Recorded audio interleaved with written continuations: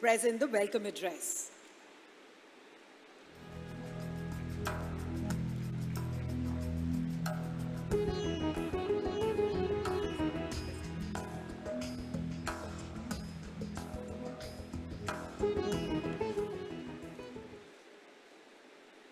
The dignitaries on the dais, the chief guest of this event, Sri Ajay Chaudhary, co-founder SCL, Principal Secretary MSME Government of Odisha, Sri Shashwat Mishra ji,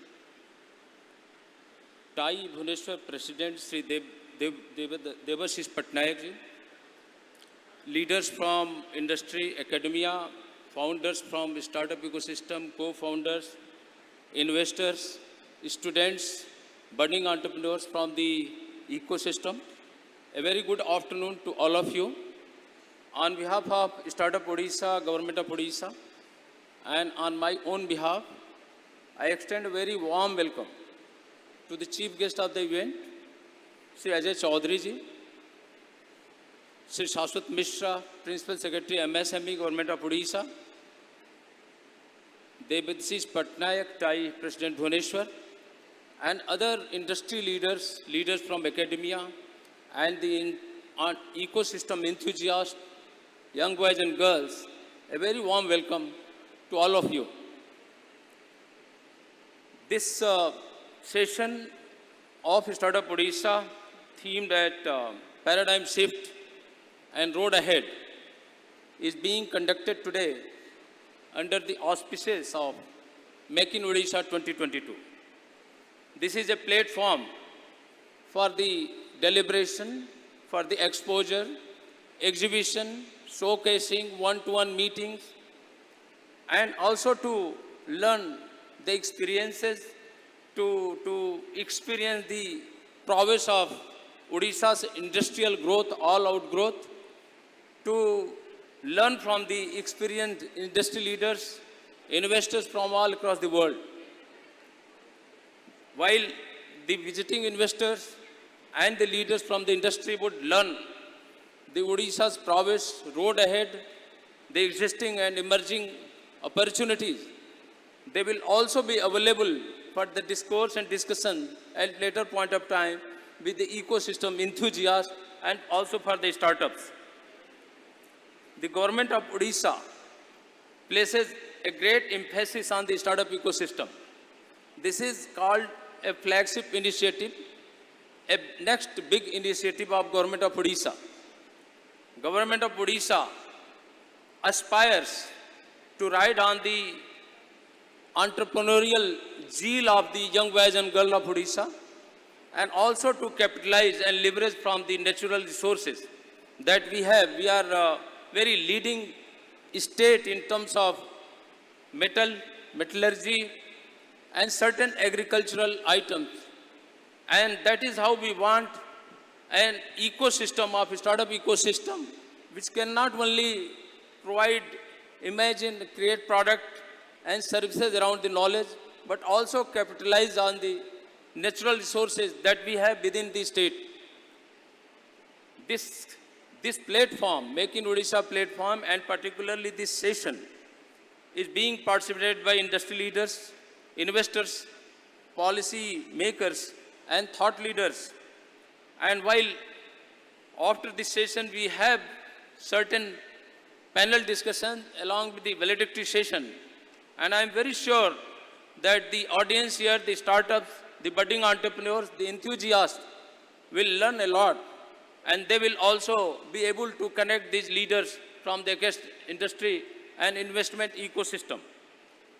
As I said, Startup Odisha, which is a flagship initiative of Government of Odisha, was created in 2016 with the aim to become one of the top 3 startup ecosystem in the entire nation, to ensure that the ecosystem of Startup Odisha or startups within the state becomes inclusive by ensuring that not less than 33% of the startups are led by women.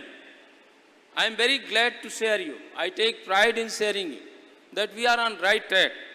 So far we have more than 1,430 startups in our fold, out of which 593 startups are being led by women. It constitutes about 40% of the total strength that we have. We work very closely with the incubator ecosystem, and so far we have 25 renowned incubators in our fold who are helping us in propagation and implementation of our policies and ideas. We also work through R&D institution, technology institution as nodal agency who help Startup Odisha in bringing domain knowledge and expertise, and we benefit from their domain knowledge that they have to offer. We are best in class in terms of incentives. Even if the policy of Odisha Startup and Innovation Policy came in 2016, which was subsequently revised in 2018, is still best in class in terms of incentives, hand-holding, and ease of doing business. We are aspiring, we are having the ambition, and we are revising it further to make it even more attractive and better. So far, the Startup Odisha has been able to conduct 500 ecosystem events in a very small period of time. And the startups of Odisha have been able to attract more than 351 crore external funding, which proves the mettle of the startups of Odisha. They have been able to attract not only the grants from Startup Odisha in tune of 22 crores, but they have been able to attract external funding too. We have been able to create minimum 10,000 jobs. And that is why I say that the startups ecosystem in Odisha has been able to attain its critical mass. And I am very sure that from the thirst, from the focus, and from positioning that the government of Odisha poses on the startup ecosystem, its initiative of Startup Odisha, I am very sure that in times to come, we will be able to fast track our growth, and we will be able to achieve the vision as led by the Honorable Chief Minister of Odisha, Sri Naveen Patnaik ji, to emerge at one of the top 3 startup ecosystem in the country, and also to have more than 5,000 startups by 2025. This session, startup paradigm shift, has been divided in four sessions. And the subsequent session is the investors discussion, investor panel discussion, themed at investors outlook on building scalable innovation. This session is being participated by who and who of the investor ecosystem of this country, and even from abroad. Further, another session will be followed by the investor panel, is themed at entrepreneurship, a sense of new Odisha. This sentence itself implies the kind of resolve this state has. It is transforming, it is transitioning towards a very entrepreneurial state. And I'm very sure that during the panel discussion in this unicorn panel also, where 4 industry leaders, founders of unicorns are participating, most of them have a very great connect with the state of Odisha. 3 of them hail from Odisha, and they are working very closely with the startup ecosystem of Odisha. And further, we have a very vibrant exhibition in this pavilion where 21 chosen startups are exhibiting, showcasing their product and services. I'm very sure that most of you will visit and understand their product and services, and they will also benefit from the interaction one-on-one meeting that can be and is planned for them. I am very sure that the kind of ecosystem we have in the state, where we have 23% of knowledge-based startup, IT, telecom, and software services, followed by agriculture and food production. As I said earlier, Odisha wants to thirst the job creation, product creation in terms of food production, so that we can capitalize on the agricultural produce that we have, use agricultural technology, and nurture a large number of startups in this field, so that the augmentation of livelihood can be ensured on one hand. Other hand, we could promote large number of startups in the agricultural ecosystem. Same way, we want to promote the entrepreneurship and startup in food and beverages sector too. We must say that Odisha is a great, Odisha, particularly Bhubaneswar, has emerged as an educational hub, R&D hub, technology hub, and that is how our 25 incubators spread across Odisha are being classified and seen as a very wonderful, very vibrant incubation ecosystem. And we are together creating an energy so that we can nurture and meet the requirement of our budding entrepreneurs from all across Odisha. To make sure that the culture of ideation and innovation is inculcated, taken to the grassroots level. In August 2022, the Honorable Chief Minister of Odisha launched a startup, Odisha Startup Yatra 2.0. And I'm very glad to share that this yatra, spanning 60 days, has reached all 30 districts of Odisha, conducted 30 boot camps, afforded opportunity for the pitching of the ideas. 300 ideas came.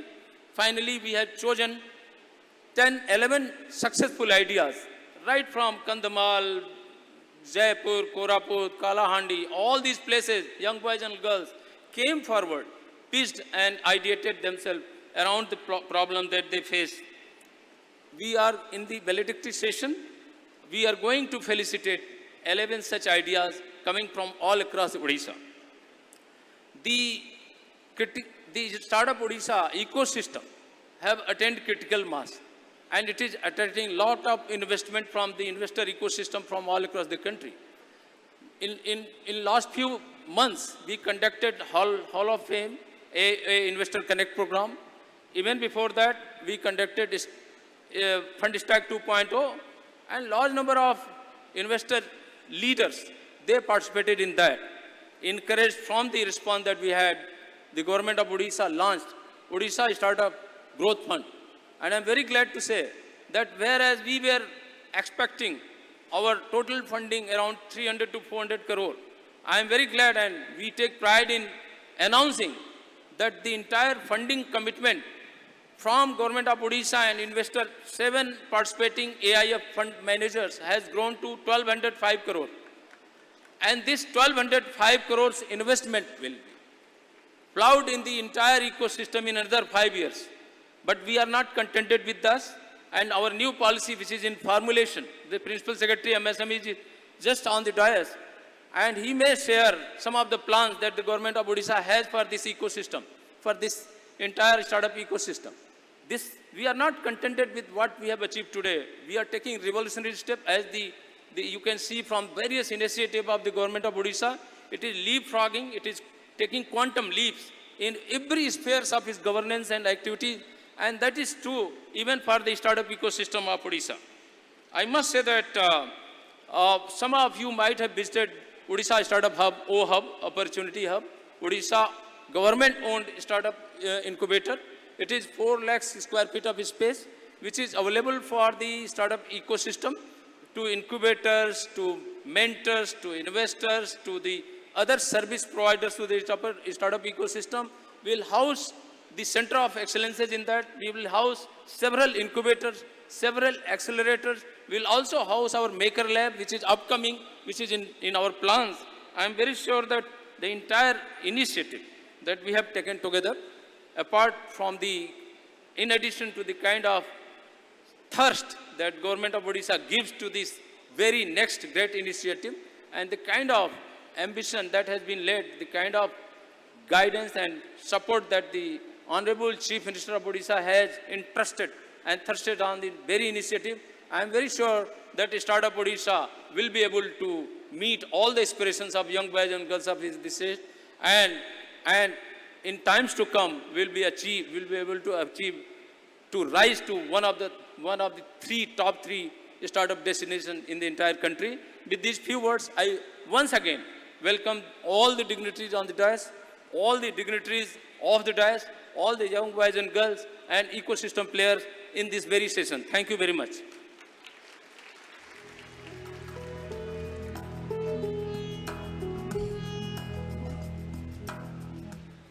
Thank you so much, sir, for setting the tone for this session and also letting the audience here know about the startup prowess and the ecosystem of Odisha. Well, moving on, ladies and gentlemen, we have with us the Principal Secretary, MSME Department, Government of Odisha, Mr. Saswat Mishra. A 1996 batch officer, Shri Saswat Mishra also serves as the Principal Secretary to the Governor, along with being the Principal Secretary to MSME Department. a dynamic officer who has served in key assignments throughout his career. Shri Mishra is also the chairman of the Odisha Subordinate Staff Selection Commission. May I now request him for his address.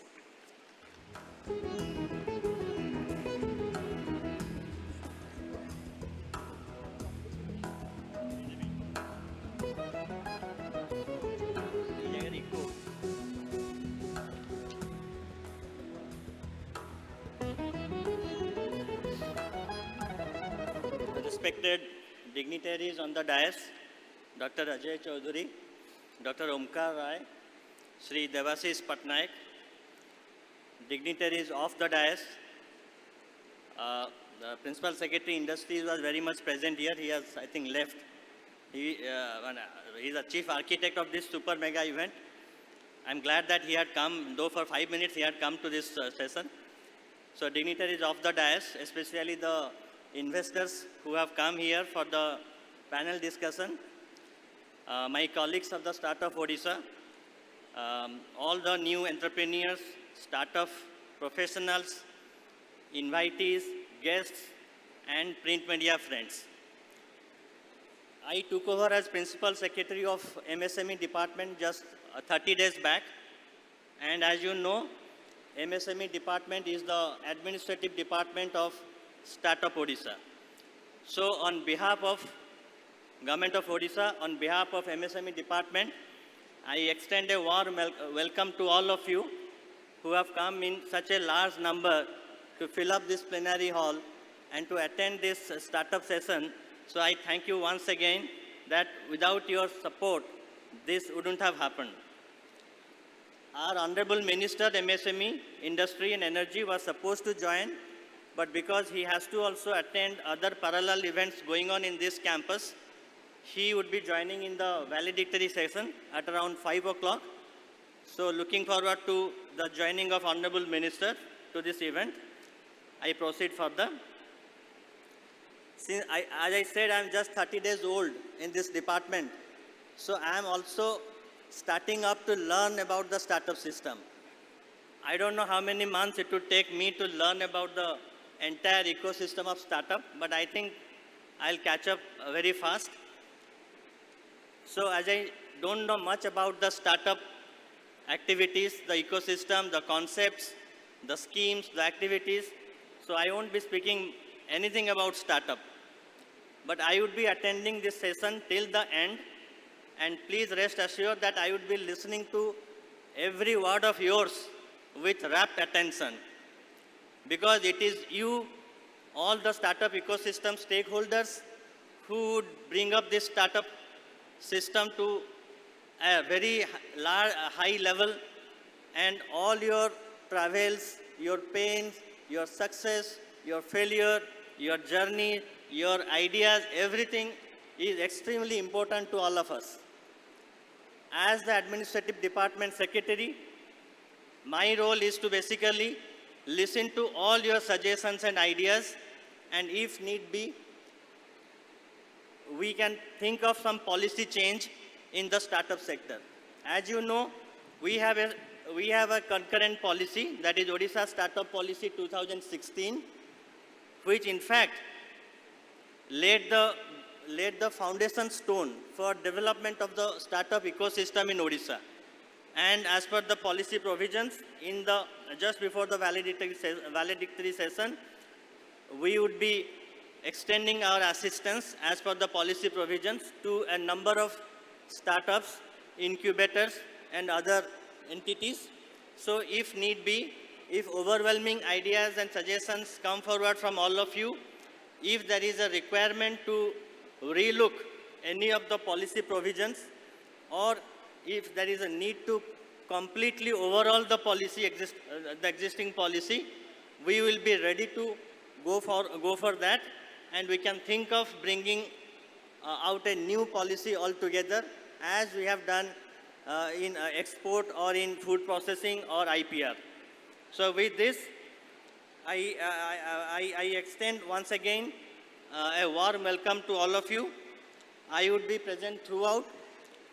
I extend my best wishes to all the startup entrepreneurs, and all the stakeholders of the startup ecosystem. Looking forward to very productive and effective discussion, having very rich, actionable outputs. I conclude my speech. Thank you. Namaskar.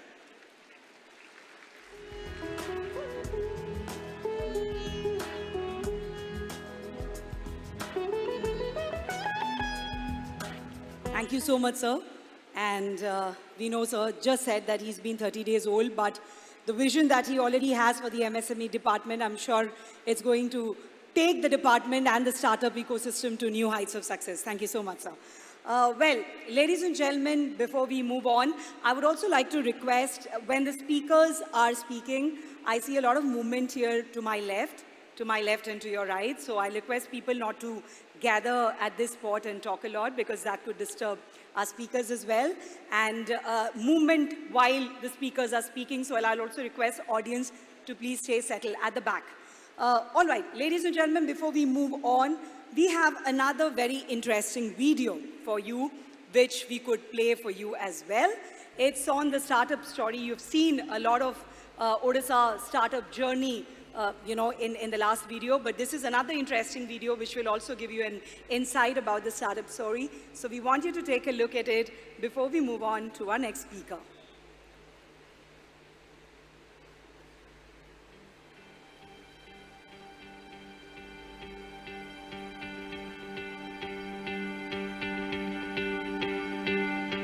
मुहली संजोग साहू मु माटी farms बोली गोटे agri food startup रो को founder मु चिलिका ओडिसा रो बासिंदा आउ माटी फार्म्स हला गोटे एग्री फूड कंपनी जो थरे कि आमे स्वीट पोटैटोज आउ अन्य ट्यूबर क्रॉप्स और रूट क्रॉप्स जोड़ा ओडिसा रे बहुत परिमाण रे तार आमे चिप्स आउ पाउडर बना आउ यार फ्लेवर और टेक्सचर भी आपण जदी तार बास्ना ता तार टेस्ट भी बहुत ही अलगा और तार गोटे बहुत प्रकार डिमांड अच्छी विभिन्न माने हमरो जंदी बेकरी इंडस्ट्री ला केक्स आउ जितर बार बेकिंग आइटम्स अच्छी आमे ए जो चिप्स पाउडर बनाऊ जे कंदमूल रु आउ अन्य ट्यूबर क्रॉप्स सेटा आमे डायरेक्टली सोर्स करू स्मॉल होल्डर फार्मर ओडिसा सारा अछंती विभिन्न जिल्ला रे तांको हम डायरेक्टली सोर्स करू जेतेबेले कंदमूलटा फैक्ट्री को हमर पहुंचे फर्स्ट स्टेप हला तार sanitization and once it is sanitized आमे ताको कोल्ड रूम का आनी के हम रखू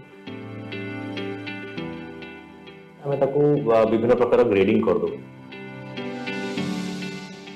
केतरा चिप्स रो ग्रेड रे जाय एटा फ्रेश रिटेल रे जोटा भलो देखा जाय कि भलो जोटा सब भलो क्वालिटी था सेटा रिटेल सेल्स को जाय आउ बाकी तक जोड़ा रखा है सेटा को सब जाको आउटलेट पाई जाय So we have operations in more than 6 districts of Odisha. In many of the districts, we are benefiting from a lot of assistance from different government departments. So we are very grateful to the government of Odisha and Startup Odisha especially for the kind of support and mentoring that they have provided to us. Beyond this, we are also the recent beneficiary of a product development and marketing grant as we approach the market launch. ये जो type of grant बहुत ही crucial थिला आगु भी जाइकी मु देखि पारछि कि हमर जोठी भी जतळे कि असुविधा होछि we are now directly connected to various department हमको ये जो ग्रांटा बहुत दूर हेल्प करिवो बहुत आगु को बढ़ेबो हमर प्रोडक्ट टाकू गोटे कॉम्पिटिटिव प्रोडक्ट बने जो कि हम प्राउडली हमें नेशनल मार्केट को नहीं करिबा as a made in Odisha product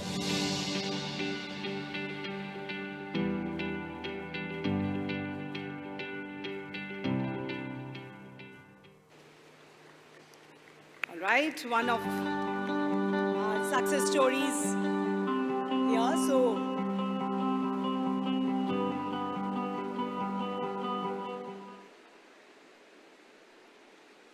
all right.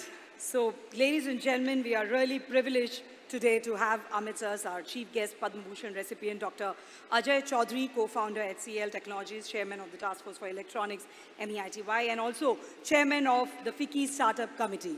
A veteran industry leader, Shri Chaudhary, who is credited with the revival of electronic manufacturing in India, is one of the 6 founder members of HCL who began an exciting journey more than 4 decades ago with a dream to give India its very own microcomputer.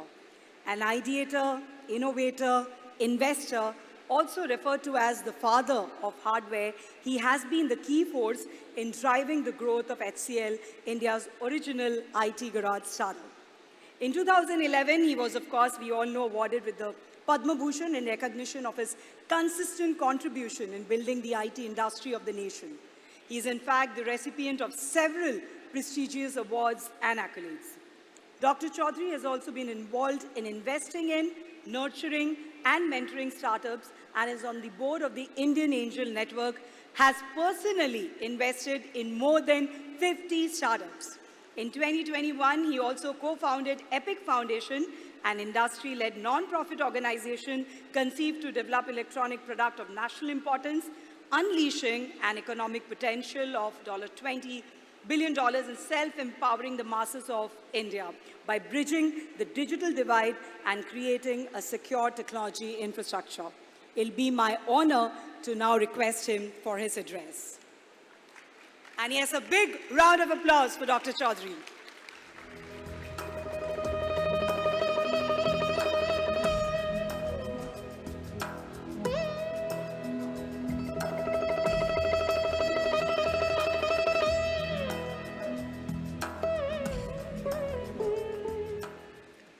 Can you hear me properly? All okay?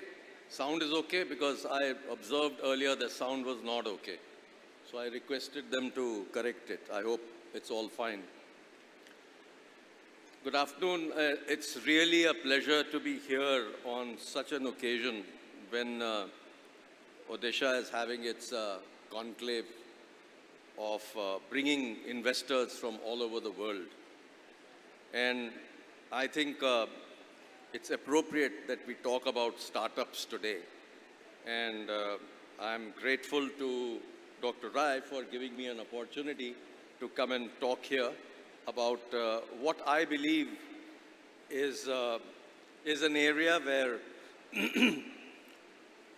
Odisha can actually excel. And it's always good to actually sometimes decide what to do rather than doing everything. So I'm going to talk, since I come from a pretty much electronics and hardware background, I thought I would talk today a lot more about what needs to be done in the hardware startup ecosystem in the country.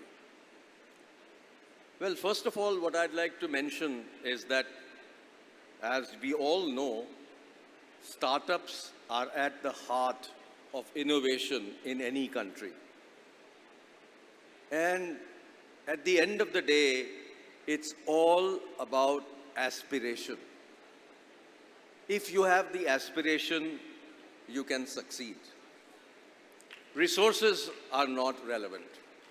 So my guru in Michigan University used to be the famous Dr. C.K. Prahalad, and he always used to say, A is greater than R. So if you have the aspiration, resources happen. So let me give you an example. The example is of HCL. 6 of us had a dream, and we wanted to create a computer company in 1976, at a time when it was all about license Raj. And if you were a startup, for you to get a license was close to impossible. What did we have? Our resources were 6 people and 1.86 lakhs of money. That's all we had. Okay? And today, HCL is a $10 billion company employing 200,000 people. So it's all about aspiration. Do not worry that I don't have the money, etc., etc., etc., because no longer that is an issue. In the time when we started, everything was an issue. It was a closed country, imports were not allowed, components were not available, license had to be got, but we managed. And how did we manage to start the company? We found that UP government was sitting with a license for manufacturing computers. We went to them and said, let's join hands to create a company. And that's how Hindustan Computers Limited got created. So, any of you who want to start a new business or a startup, please don't think about, this is what I don't have. I think if you have aspiration everything works out finally. Now let's look at the whole global situation today. The world is in a lot of turmoil. There's been COVID, there has been the war, there has been zero COVID policy in China, and it's disturbed the complete supply chain all over the world, in every area you can think of. And in electronics, definitely, because China is such a huge supplier of electronics to the world. And pretty much 70% of the world's supply chain sits in China. Now, under these circumstances, the world is now very seriously looking at an alternate country where they can source their products. And which should be that country? Vietnam, Indonesia, Thailand, Singapore, or India? I guess the answer is pretty obvious. We have a very large, huge domestic market, and we also have something that a Vietnam or an Indonesia or a Thailand don't have, which is design capability. So if we combine our design capability along with electronics manufacturing and start creating products for the world, I think we have a great, great, great opportunity at this moment. So this is where I feel it would be good for the country to start looking at startups in hardware. Many years ago, when I wrote my first report on electronics, I had specifically stated that one day the electronics import bill will be higher than the oil bill. It pretty much happened till such time when the oil prices went up. There have been, interestingly, some clear initiatives to roll the whole startup product manufacturing space in this country. The first of its kind in India, and this is where Dr. Rai was involved with me, was to set up the Electropreneur Park in Delhi University, along with STPI and IESA. And that startup was then moved to Bhubaneswar also. Bhubaneswar also has a similar Electropreneur Park. At Delhi, this Electropreneur Park, which is completely focused on hardware, created 51 hardware products, 51 patents, and 23 of those startups have been already funded. Now, actually, the figure is around 35. This EP is expected to grow to be a hub with 20 spoke centers at the next level of its growth. So I think what has made it successful is an access to holistic ecosystem to accelerate programs like Startup India and Make in India. And every kind of facility was provided to a startup in the Electropreneur Park. Such support programs have been replicated elsewhere in the country. You see the T-Hub Foundation in Hyderabad, the Maker Village in Trivandrum, and similar programs in Chennai, etc., where mentorship from idea refinement to business development help to create a full, thriving Make in India design ecosystem with support on ESDM technical recruitment, establishing processes, sourcing, test infrastructure, and help in product commercialization has been done. We meet many, many more initiatives like this in this country because the opportunity size for the world market is so huge. And the opportunity in India itself is so huge. Today, as I said, we are a huge importing country for electronics. Time has come for us to start making our own products and designing products in India. And one of the most interesting things that one can do as India, which can differentiate us, is that we can integrate software and hardware together. And that can make our products extremely unique. I'll give you an exact example of something like this that's happened. I worked as part of a team to help support create a ventilator project with IIT Kanpur. And this startup at COVID period had to create a ventilator in 90 days. We did that. But over a period of time, what they have done is that they have dramatically improved the product to make it a network product for an ICU. And that needed tremendous amount of software capability. So combining AI, ML, whole bunch of software capabilities, you can actually differentiate a hardware product which many, many countries cannot do. China is not very good at software. We are very, very good at software. So I think those are the kind of benefits that we have as a country.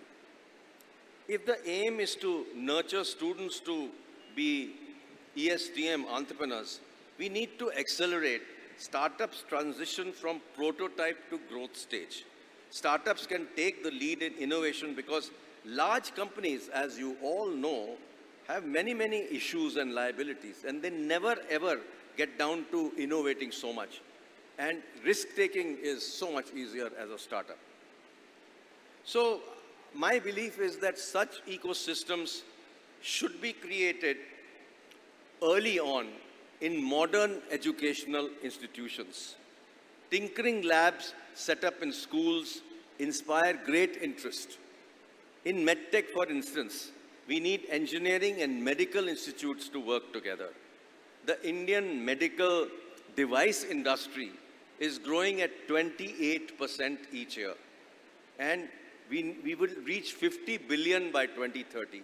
But unfortunately, 80% of it is all imported. So this is where the opportunity is for Indian startups to start to look at some of these products, replace these products with better technology, because today the electronics is much more advanced than earlier, and a lot of these global brands no longer use the latest electronics.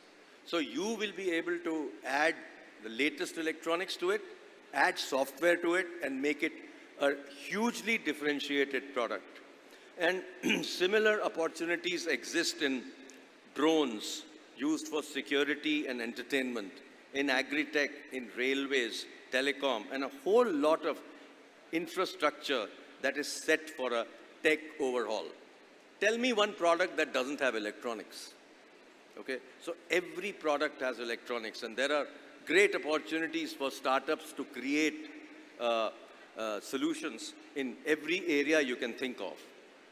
But there's one difference. In hardware, we need testing, prototyping, plastic molding, cabinetry, and the ability to make the highest quality product at the most aggressive price. And design for manufacture, design for quality, and let's not forget, design for sustainability.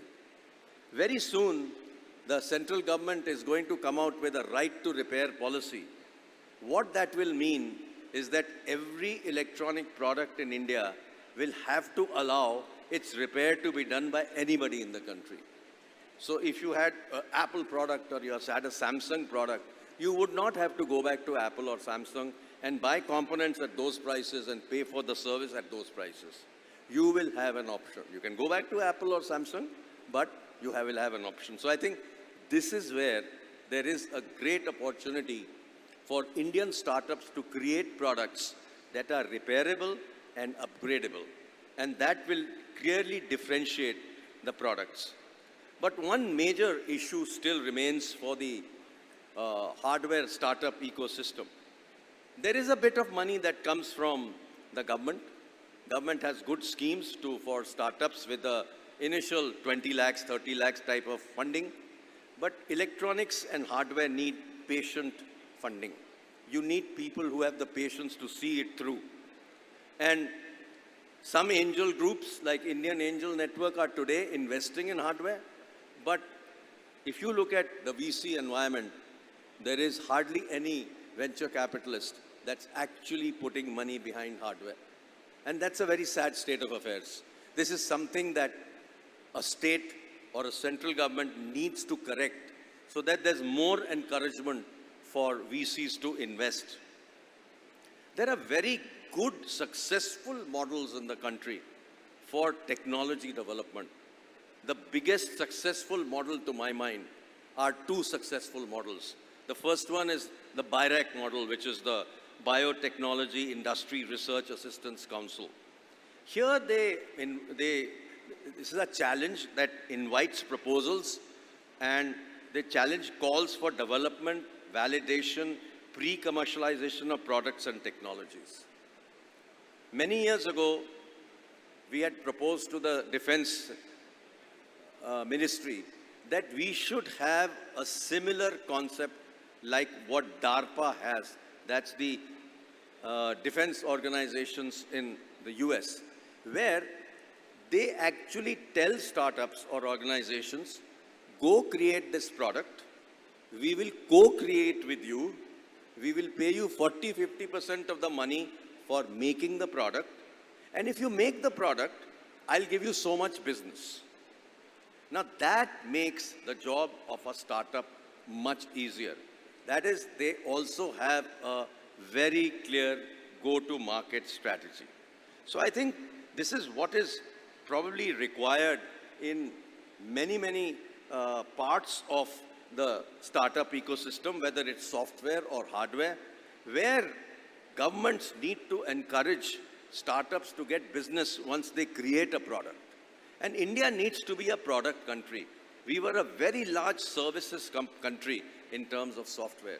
Over the last 8 to 10 years, we have seen the movement towards software products. Now the time has come to look at both software products and hardware products. And I believe very strongly that hardware and software are two sides of the same coin. So I think it's very important for us to start to look at each of these areas. And I think a bold decision is needed to give preference to your own companies in your own state. If they create a product, please give them preference for buying from the government. I think this is part of the central government policy also, and some state governments are definitely also following this, what is called a preferential market access. I think this is something that is very important for us to encourage startups to grow. So I think what I'd like to mention lastly is, I want to leave it with a message to say, digital is all about 0 or 1, right? Odisha needs to take a paradigm shift and be 1, not 0. My suggestion is to choose to be the best state in product development, both hardware and software. But definitely look at the huge opportunity in hardware and create a full ecosystem so that a lot of startups can come out of Odisha that can create products for India and the world. There is, as I said, a huge global opportunity today. And please don't do a scattershot approach. Don't invest in too many areas of startups. If you focus on a few, select the right few, like deep tech, like hardware, etc., and med tech, etc., and stay focused there rather than have a very large, unfocused situation. If I were given the state to run, I would identify 100 products and put all resources behind these so that in the next 5 years, I create 100 products out of Odisha and make it the #1 state as far as product development is concerned. So I think what is needed is boldness, and what is needed is differentiation. We need to be not doing the same things what other states have done. Let's do something completely different. And let's be #1, let's differentiate, and let's be extremely successful in this whole area of startups. Thank you.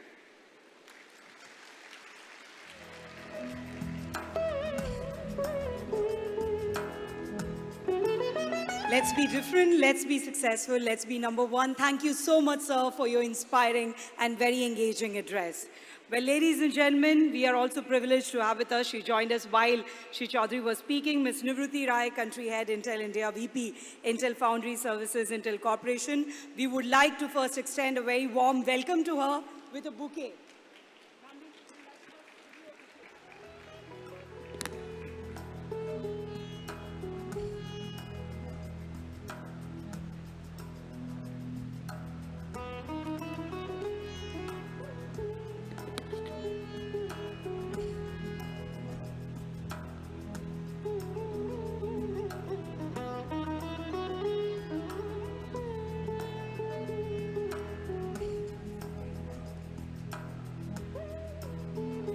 And ladies and gentlemen, it's now time to hear her. So let's give her a big round of applause. Thank you so much, ma'am, for your esteemed presence in this inaugural session. We would love to hear what you have to share with us today.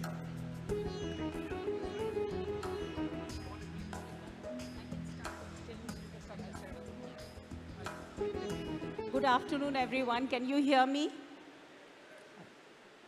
I'm very honored to be here and very excited at what Odisha can do. This morning, I heard so many amazing statistics. The few that stayed in my mind were Odisha has surplus water and Odisha has surplus power. That really excited me because those are the building blocks of another building block that Odisha does not have. This morning, I was one of the odd ones out. One, because, I was one of the few women. Two, there were either people who have steel companies, who were talking about aluminum. There was somebody talking about cement. The other building block, which is very critical, is semiconductor. The other building block, which is built that enables semiconductor, is sand. And I was very happy that this morning there were people who were thinking of, yeah, fab is good. Printing on a fab is good. But also let's get ready to make wafers. And I really think Odisha has done amazing to come where it has. But to go where Odisha wants to go to, which is a $1 trillion economy, which I was really, really pleased about, that you think big. You cannot be doing the same things again. What brought you here will not take you there. So you have big goals to make, big promises to keep, and I really think I want to start with a quote. This is a quote by an American economist who says, the growth of a country or a company or even, a small mom and pop shop is when there are three ingredients. One is innovation. Second is entrepreneurship. Third is favorable policy. So while I remember Odisha has excess water, excess electricity, I also remember Odisha has very stable government, which means your policies don't change with a drop of a hat.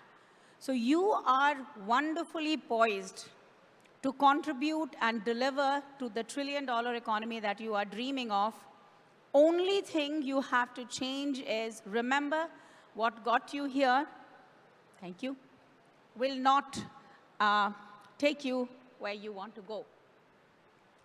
So startup is very important, and I'm really pleased that Sri Omkar Rai has taken this onus to drive startup, make Odisha a leading startup nation. One last thing before I start my presentation, I must tell you, if you remember by 1980, India and China were filing the same number of patents, absolutely same.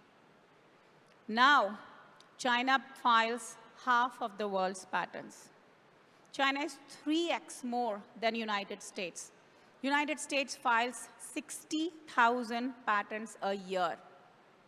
You want to know how many India files? 6,000.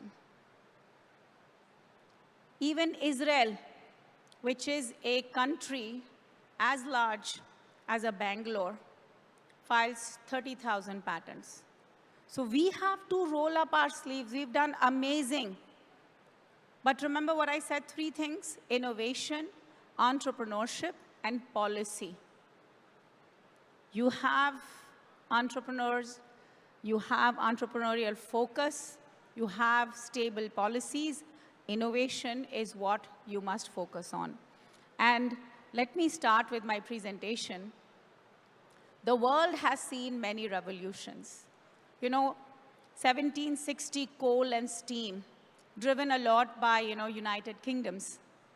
Movement started happening with coal and steam. Movement enabled businesses, movement enabled, exports and imports. Then came the electrification. We had electricity. We started building factories. And then in 1960, somewhere around in 1968, my company was born, Intel. And compute and communications became critical. Now, most of our country has cell phones. And what is amazing is, at the national level, we have built platforms that leverages this compute and this communication to drive growth. The digitalization that has been enabled through biometric, through UPI, through GSTN is amazing. So now begins a journey where physical meets digital. Let me just try to explain to you in a simple word.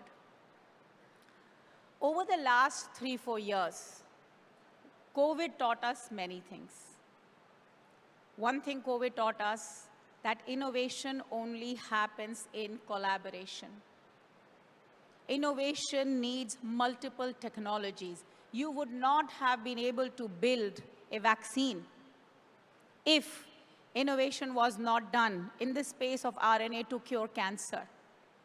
Innovation would not have been done if Serum Institute did not stand up to produce so many vaccines. Scale, the ability to come up with different formulas because different people react, came with collaboration. And when I say collaboration, I also want to remind you that during COVID, each of us experienced what is called online doctor's consultation. You didn't want to go to the hospital for a disease which you could talk to the doctor with. Many of us were working from home. How? We had technology that enabled us. What did that technology do? It did not care about the distance. You could be sitting in Bhubaneswar and your company could have been in Haryana and you would be just working fine if you had connectivity. What does it tell you? Geography doesn't determine what it used to determine before. Land is now the digital tunnel. The physical and the digital is exactly that. Physical is, you were using the roads to go to your offices. Digital is you're using digital highways to connect to your office and driving, your work.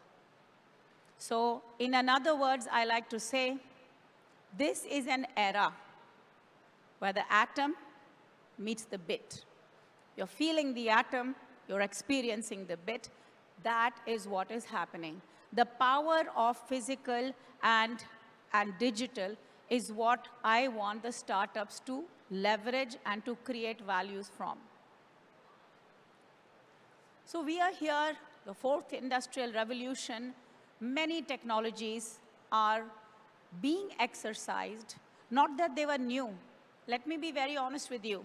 Technologies like quantum started 50 some years ago, even more. So did artificial intelligence.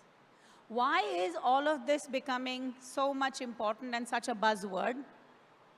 It is becoming important because convergence of technology is happening. The batteries became 90% cheaper over the last 5 years.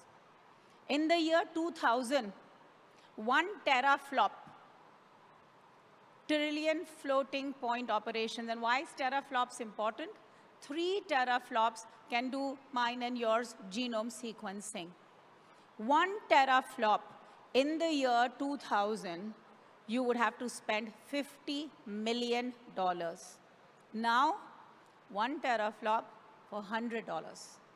That is why, because compute has advanced so much, because batteries are becoming cheaper, because 5G has 10x lower latency than 4G, many of these technologies can now deliver the value and the potential that they are capable of.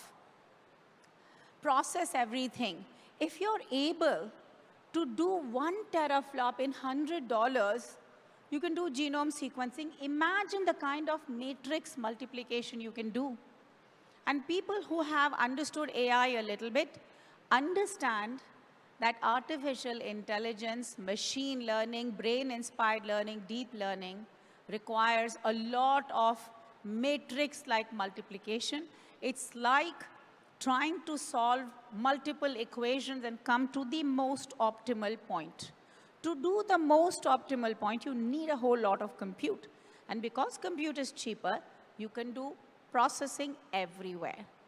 You know, I'll tell you, in India, today, the data center capacity is about 750 megawatt, 750 megawatt.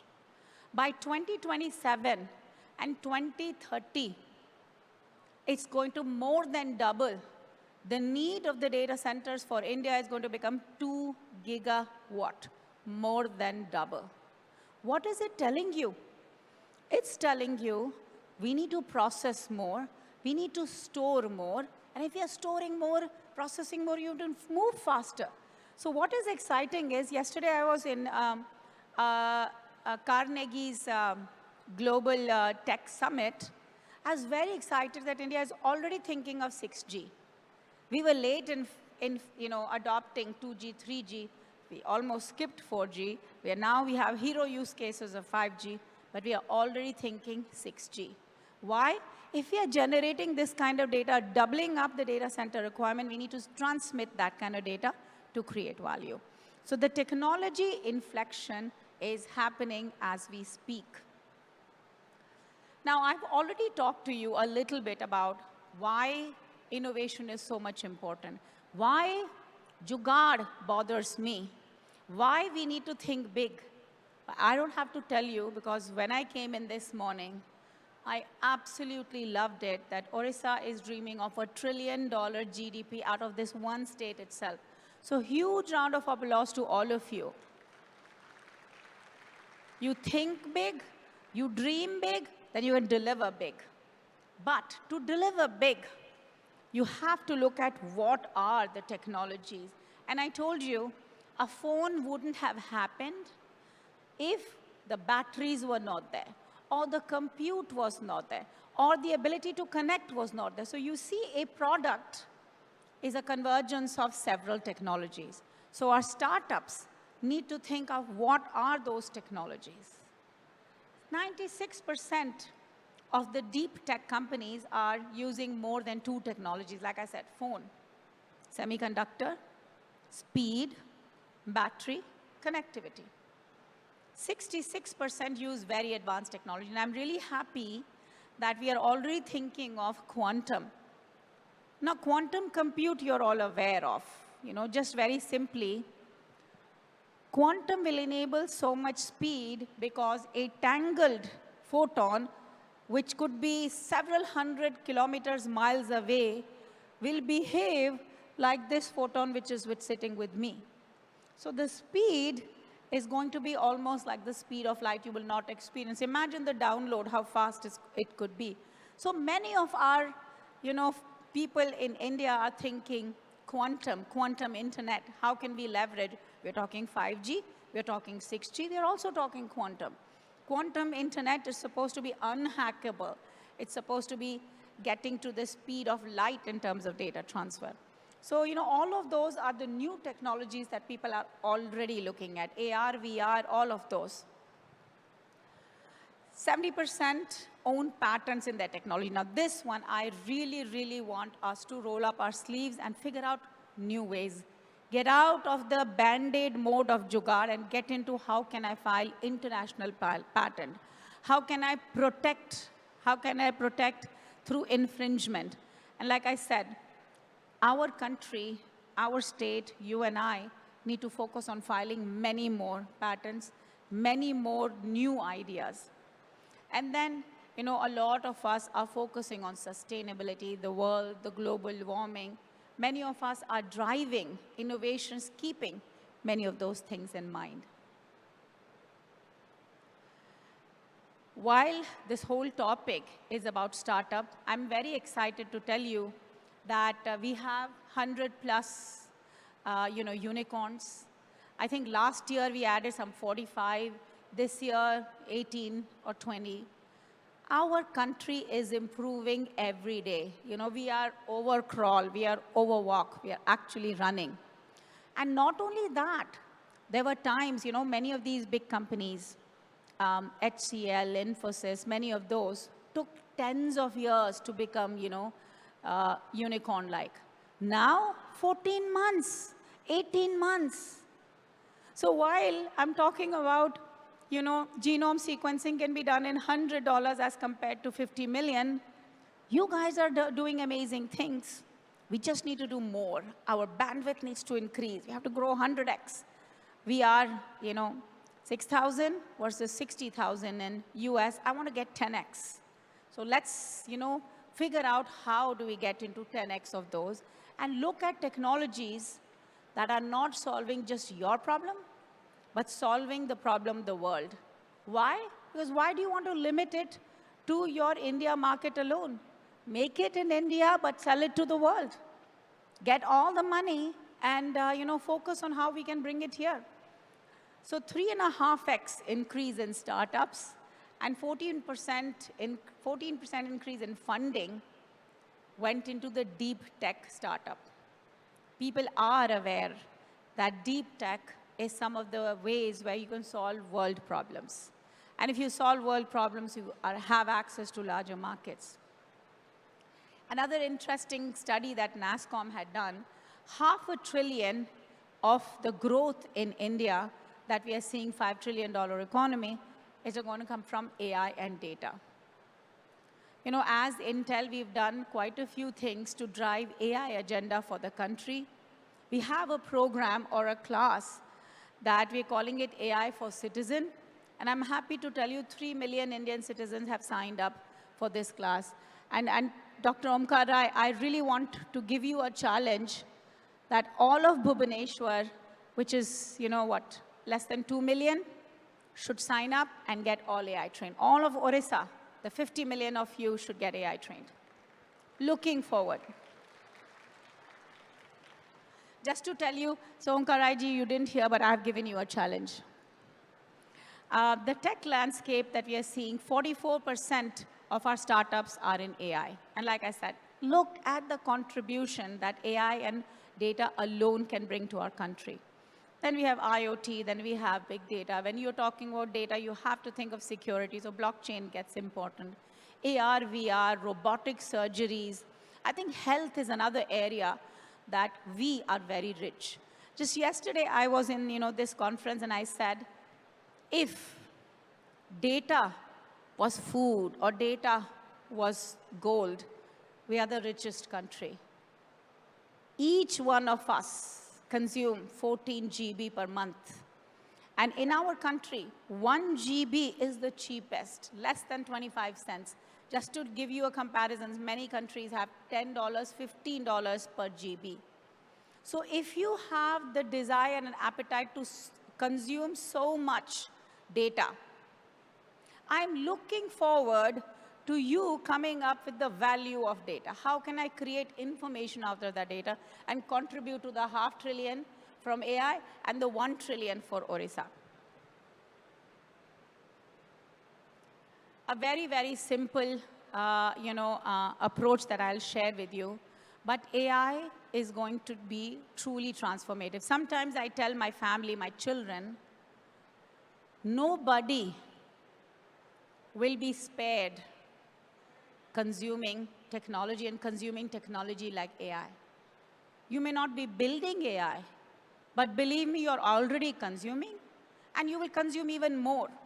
So 100% of us will be consuming AI. So have an understanding, what does AI do? In consumer space, all of us watch Netflix and movies. Amazon, profiles us and tells us, these are the other movies you will like. That's called recommendation engine. AI is doing it. So recommendation engine is a very common use of AI, but the real use of AI is in the health space. Can we do precision surgery, robotic surgery? Can we get a New York hospital to do a surgery in Bhubaneswar? Can we get a Bhubaneswar to do a surgery in Jammu Kashmir? That is what is power of AI, and that is what is power of use of AI in health segment. Retail, I will tell you, in many of the stores, people are profiling you again based on where you are even looking. There are little cameras that are, learning you, and again doing the AI recommendation. Governance, what can you do? Of course, we've heard lots of interesting stories in the West of misuse of data in governance. Apart from that, there is a lot of value that AI can provide. Energy. My husband has a solar energy company. He leverages AI to maximize the efficiency, drive the predictability, drive the movement of his solar cell to capture most of the. So AI drives efficiency. AI brings expertise, your expertise to someone who's not as expert as you. Transportation, I'm responsible for automotives within my foundry role in Intel. And I will tell you, I'm very excited what AI can do in transportation. India sees 11% deaths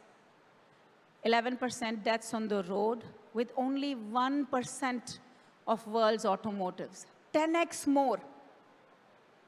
Driver mistakes, road infrastructure mistakes, and then automotives. So we are looking at how AI can address all of that. And similarly, industrial and other use cases.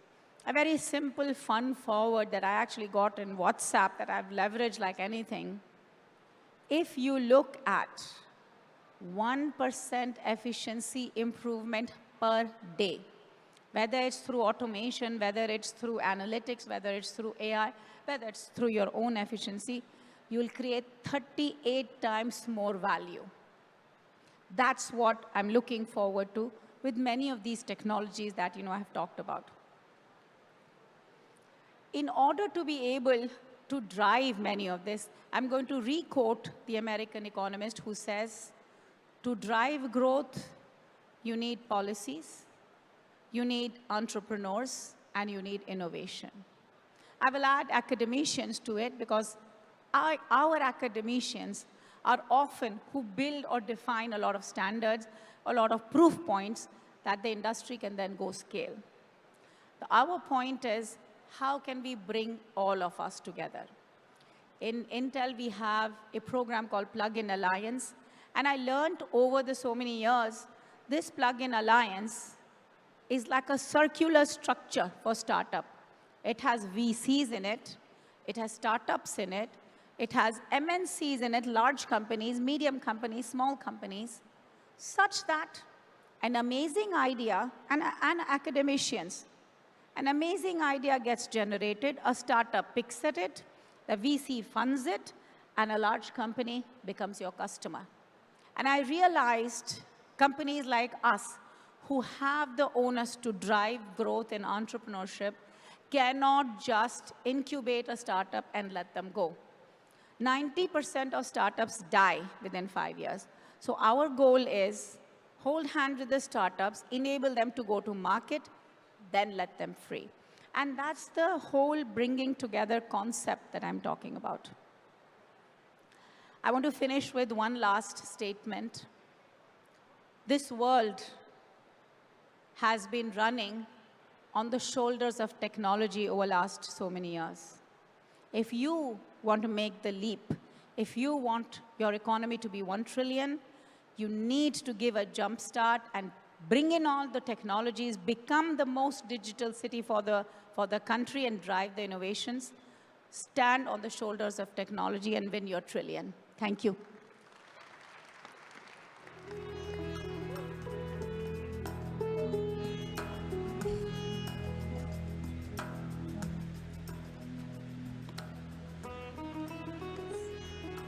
Thank you. Thank you so much, ma'am, for that wonderful address. Well, ladies and gentlemen, before we close this session, I will now request the President of Bhubaneswar, Mr. Debashish Patnaik, to first present mementos to all our esteemed dignitaries on dais as a token of appreciation from our side for gracing this session and the inaugural ceremony of this session.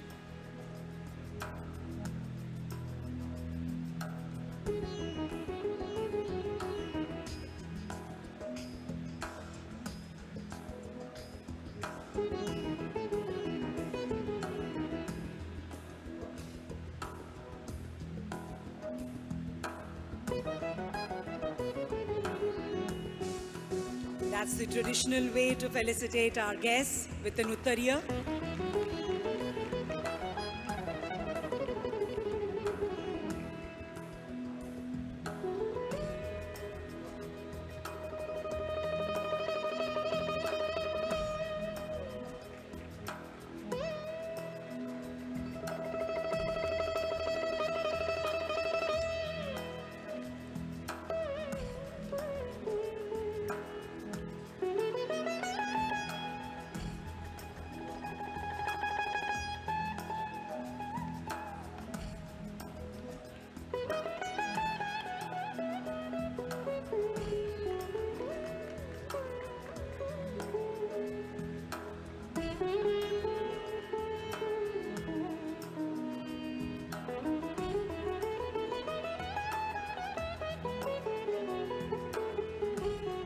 Not just the exchange of mementos, I mean, not just giving away the mementos, but a lot of warmth and smile that we see. Could I also request Dr. You've given everyone? No, okay, all right. I'll request Dr. Patnaik to now also, Mr. Debashish Patnaik, to give the vote of thanks.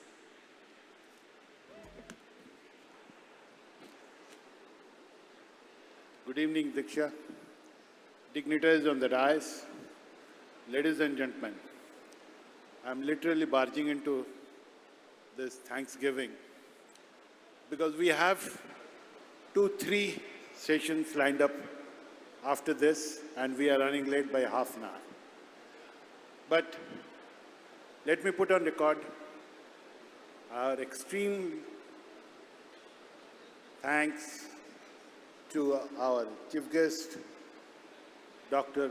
Ajay Chaudhary, our guest of honor, Ma'am Nibruti Roy, our Principal Secretary, MSME, Government of Odisha, Sri Sashwat Mishra, and the Executive Chairman of Startup Odisha, Dr. Omkar Roy, and all of you, the investors out here, the startups out here, and ladies and gentlemen, members of the media. Thank you so much for being here. I would like to restrain myself because we have very limited time. Thank you so much for being here. Thank you.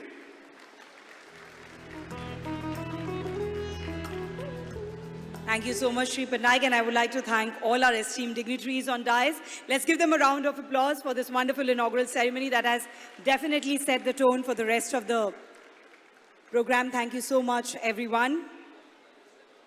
We'll request people to stay settled because we'll take a very short break before we move to our next discussion, a panel discussion. So we'll request people to please stay settled.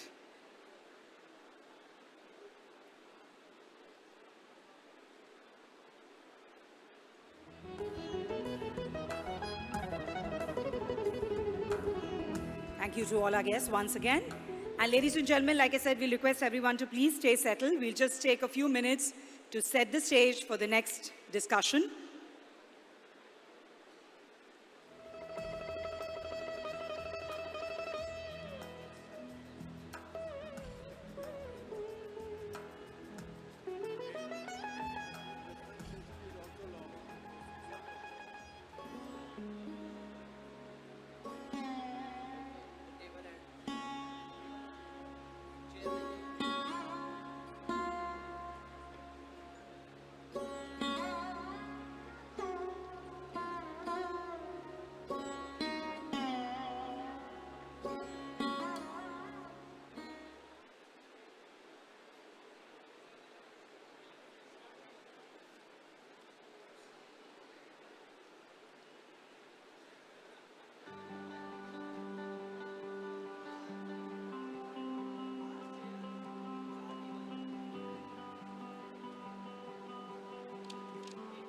Durga Prasad Mishra मु समस्त को Prakruti Prakrutik consumer products private limited को welcome करुँच गोटे जिनस मु feel कली with my previous experience जे कंज्यूमर मार्केट रे वर्तमान जो रेडी टू ईट स्नैक्स अच्छी मोस्टली सबू snacks are deep fried Odisha आज ए वेजिटेबल ग्रोइंग स्टेट कौन आम ओडिशार वेजिटेबल्स को गोटे रेडी टू ईट स्नैक्स रे कन्वर्ट करें से आम रिसर्च स्टार्ट होता सेठू आम जाना पाइलु केमी आम वेजिटेबल्स सब प्रोडक्ट्स को डेवलप करवा आज ए हेल्दी स्नैक्स हिसाब से तो आम पाइलु कि vacuum cook technology is a new latest technology product आमर चाषी भाई मान गोटे कलेक्ट है फर्स्ट काम आमर हुए क्लीनिंग करा जाए बहुत भल क्लीनिंग पर सेकेंड स्टेज ब्लांचिंग करा जाए तापर से हाइड्रो रे आपंकर तार वाटर रिमूवाल हुए तापर आम पूरा ब्लास्ट फ्रीजिंग रे फ्रीजिंग कराया पड़े तापर वैक्यूम फ्राइंग मशीन को तापर फाइनल स्टेज रे एटा प्रोसेस करा जाए प्रोसेस करके आपन फाइनल आउटपुट बाहर आसे प्रोडक्ट को फाइनली आमर पैकेजिंग करा जाए इन पैकेजिंग मशीन रे जो थरे नाइट्रोजन देकी ताको पैकेजिंग करा जाए स्टार्टअप ओडिशा स्कीम थिला प्रोडक्ट डेवलपमेंट मार्केटिंग ग्रांट कोटे along with that monthly allowance grant so after proper scrutiny and verifications हमें at least startup ओडिशा रो जो 17,50,000 टंकार गोटे ग्रांट हमको अप्रूवल है जोटा हमको फर्दर हेल्प कला टू एनहांस आवर मशीनरीज मो Prakruti Prakrutik consumer products private limited entire team तरफ startup Odisha and our honourable chief minister mister Naveen Pattanaik हमको स्पेशली धन्यवाद जनइबी तांको द्वारा तांको प्रोत्साहन द्वारा आज आम गोटे सुजोग पाइचु निजक एस्टाब्लीश करने आ फर्दर सोसाइटी किसी नुआ प्रोडक्ट्स डेवलप की आग को बढ़ापी एंड आम भावुँ with our that noble mission will make it successful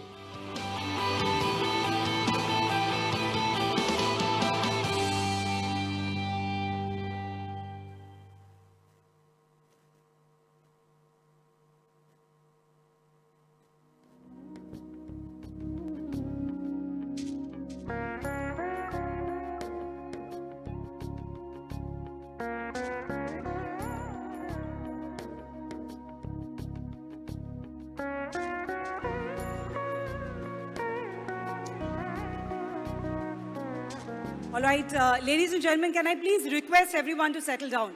We're just about to begin. I see a lot of guests here to the left side, which is the right side for you. Please, I request all of you to take your seats. We're already running a bit late and we would like to start the session ASAP. Can I please humbly request everyone to take their seats? And once again, I would request on the entrance, near the entrance side, we see a lot of people standing while the session is on. It creates a bit of disturbance. I request everyone, why don't you just please take your seats? I know we all want to stretch our legs, but I think we have done that now, so everybody please take your seats.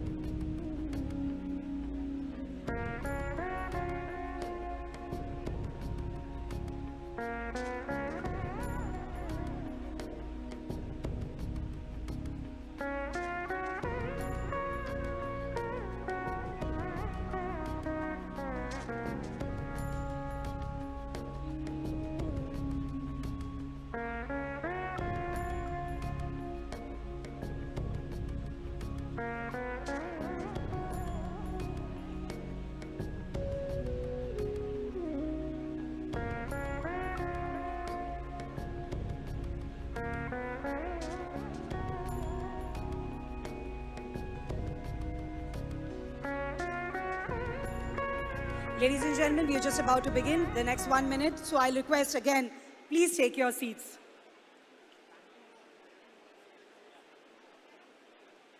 Yes, we are done, ladies and gentlemen. I'll request everybody to please settle down and take their seats before I invite the panelists for the next discussion.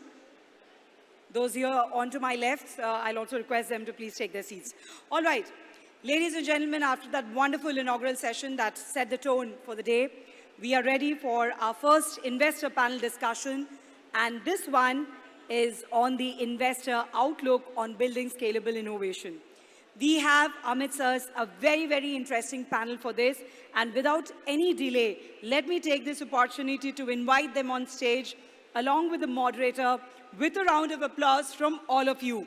Please put your hands together for Ms. Padmaja Ruparil, founding partner, IN, Mr. Raj Mishra, founder, India Capital, Ms. Shanti Mohan, co-founder and CEO, Let's Venture, Mr. Anil Joshi, founder and managing partner, Unicorn, Mr. Manoj Kumar Agarwal, managing partner, C Fund, Mr. Prem Barthasarthi, managing partner, Pontac, Mr. Devesh Sinha, partner, BBSR Angels, and the moderator, senior editor, Hindustan Times, Mr. Madhav Narayanan. As they all settle down and we also welcome them with bouquets, let me take this opportunity to give a brief introduction about each one of them.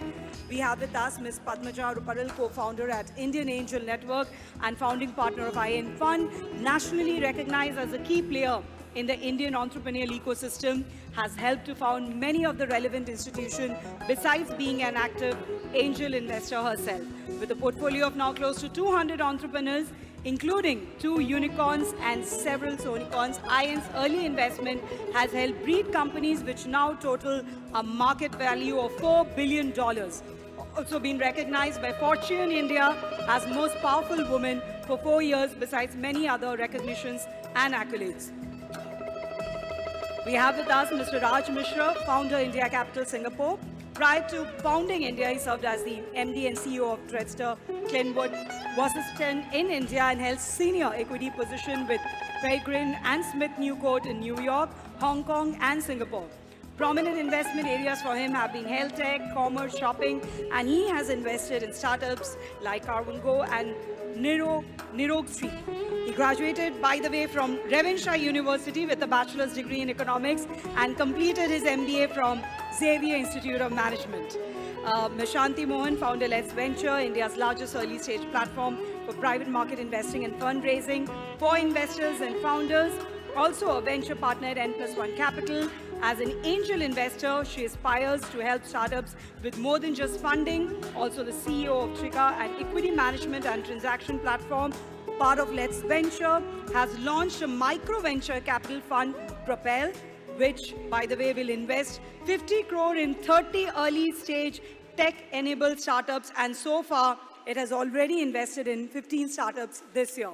Please, let's keep giving a big round of applause to all our eminent panelists. We have with us Mr. Anil Joshi, Managing Partner at Unicorn India Ventures, the CBI-approved venture fund under AIFI category. Prior to setting up the fund, he was heading operations at Mumbai Angel and Bangalore Angels, leading in angel investment forums in India as its president. From heading a branch office at Century Rayon to consulting services to Scandinavian companies from diverse sectors at Business Access India Private Limited, to working with Transisia Biomedical Limited, his experience definitely is wide and varied. He has helped in closing approximately 60 startup deals with over 100 crore investment and has served on the board of 5 companies. We have with us Mr. Manoj Kumar Agarwal, Managing Partner at C Fund. More than 25 years of experience in setting up and managing businesses, project, mergers, acquisition, fundraising, business strategy, has been a startup enthusiast, has been actively involved in advising and mentoring multiple startups, also an advisor and investor in Lattice, a Singapore-based data management company. We have with us Mr. Prem Kumar Barthasarthi, founded Pontac, the first UK-India innovation fund in history to cross-pollinate technology between UK and India, was instrumental in establishing a partnership with the central government of India and state government of Tamil Nadu to create a fintech COE based out of Chennai, India, in order to incubate fintech companies and give them access to India, UK and beyond. He also successfully enabled setting up the first ever India Tech Hub in UK in partnership with a business district based out of London. We have with us Mr. Devesh Sinha, partner, Bhubaneswar Angel, also founder and CEO at Consenters, recognized as a seasoned tech entrepreneur with over 22 years of experience of delivering efficient business solution in supply chain management and logistics to the US, UK, and other European markets, actively involved with various industrial bodies as well. And of course, the session will be moderated by Mr. Madhavan Narayanan, editor, journalist, writer, columnist with more than 35 years of experience in both Indian and international environment, has worked for media organization and publication, including Reuters, Economic Time, Business Standard, and Hindustan Time. Regularly features also as a commentator on BBC Radio, ET Now, and Mirror Now. I will now request him to take this session forward from here. Thank you so much. Thank you.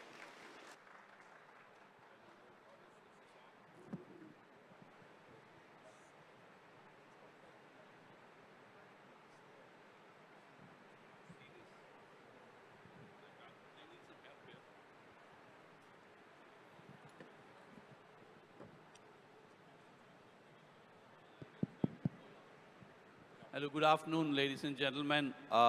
It's nice to be in a big hall like this. It's my first visit to Odisha, and thank you for the introductions, which I was planning to get done by the panelists, so that saves us some time, so I won't be wasting some of your time on that. The energy in Odisha today reminds me of Bangalore, where I was posted about 20 years ago, 21 years ago, for Reuters, the world's biggest news agency. And that made me imagine the kind of change that took place in Bangalore after that. And based on that, let me give you a picture of what Bhubaneswar might look like, or Odisha might look like 20 years from now. What you will see is, you know, a huge international airport, a metro running from Bhubaneswar to Cuttack, lots of non-ODIAs working in your city, and then there will be traffic jams. Good news is that the traffic jams will not be polluting, because hopefully there will be electric vehicles all around. So on that note, the interesting thing, I've learned a lot about Odisha in just a day or two, but I have a very interesting panel, and we are focusing on building scalable innovation, which is all about size and big companies. We are meeting in a context in which unicorn is a fashionable word to describe billion-dollar companies, but we've just seen that the stock market valuations of a couple of very big unicorns like Paytm and Nykaa have fallen. So we have to actually adjust our conversation for the hype, so that we make a sensible long-term argument on what is sustainable innovation. And therefore, I plan to do this since we are short of time. I'm going to shoot a couple of general questions to, that each one of you can answer. And then we will probably move around to something that looks like a conversation on technology, and then maybe a Karan Johar style rapid fire, so that we can save time and wake up some of the people in case they are not around. So, you know, Make in Odisha should be going along with Wake Up Odisha. I have 7 panelists, and that's not an easy number. They are like the 7 horses of a chariot, so let the juggernaut roll on. My name is Madhavan, of course, steering the chariot. And let's begin there. Let me shoot a question for you. Let's take a realistic idea of a unicorn. What do you think is the realistic way to describe a unicorn, and how do you define that? How do I define? A unicorn in the context beyond hype on valuation. Thanks for the question. From our perspective, a unicorn is an organization which impacts people's lives. So more the number of lives it impacts, it's great. So if it can actually impact 1 billion people's lives, then it's a unicorn. At the same time, it's also a company which gets to stay beyond our investment. And that's beyond valuation. That's what we think. Do you, sir, Anil, you have any interpretation? Let's try to avoid repeat. So whatever the previous participant says, you'll try to add value to that. No, so we actually named our fund Unicorn. Sorry? The name of our fund is Unicorn. So Yeah, yeah. I feel it every day. I live it every day. But I think the definition is very clear. It's a $1 billion. That's the definition. But I think a $1 billion company, though maybe for enterprise value, is the one which not only help solving problem, but also help generating a lot of jobs, right? In terms of number, maybe I have one company, import rather two, and they have generated at least thousands of jobs, right? Changing a lot of life of people and spread across several states. So I think job creation and changing people's lives. Okay, let me turn left now. Shanti, you have a venture called Let's Venture, which is about encouraging young entrepreneurs. But if you were to do an introductory lecture to them, what are the qualities that you would look for, that you will tell them it's there in a scalable innovation company like a unicorn? Yeah, so thank you. So when you look at scalable, when you define the word scalable, it has to be a large TAM, which is basically you have to look at a large addressable market for which you're building the product. But I think when it comes to identifying a unicorn, it has to be in a TAM which has not yet been met, like an unmet TAM, right? Where there are not too many companies who've actually built solutions for that market already. And there are not too many companies which has got funded in that market already, right? So it's just not about a large addressable market. It's also about trying to identify the white spaces in that large addressable market. And that could become a very big moat, right? So that becomes a moat in terms of execution and how you think about building your company. But honestly, at Let's Venture, I personally also think you should be building value rather than valuation and trying to think about a unicorn. Yeah, that's a good takeaway. I think Henry Ford used to say that if you take care of the penny, the pound will take care of itself. So by that logic, if you take care of the value, the valuation should take care of itself. And we have to look back. Now, what are the features of sustainability that you will look at? Hi, interesting question. I mean, today it's in, very hot topic, sustainability. So let me take it a little differently. For me, sustainability is not just, the sustainable goals, which today we are talking about, but for a typical startup business, what I would look about in the idea or the concept is, will it stand the test of time? Will it impact millions of lives? Will it create a business which is profitable, which will be not $1 billion in only valuation, but $1 billion in revenues at least? And can it go on for years to come? An innovation, like Shanti said, is very critical. Are we doing something new? Are we doing something different? And how different is that? And certainly today, goals like climate goals and all that are important. We do look at aspects of those also. But then I think most important is, will it stand the test of time? How long will a business like this can survive? Yeah. Let me ask Padmaja this. You're an experienced Thai hand, which means you've seen loads and loads of startups. And so when you are meeting a young bunch of people, how do you spot a potential unicorn in them? Is there some secret sauce that an investor looks for in spotting a future startup which has a potential $1 billion valuation?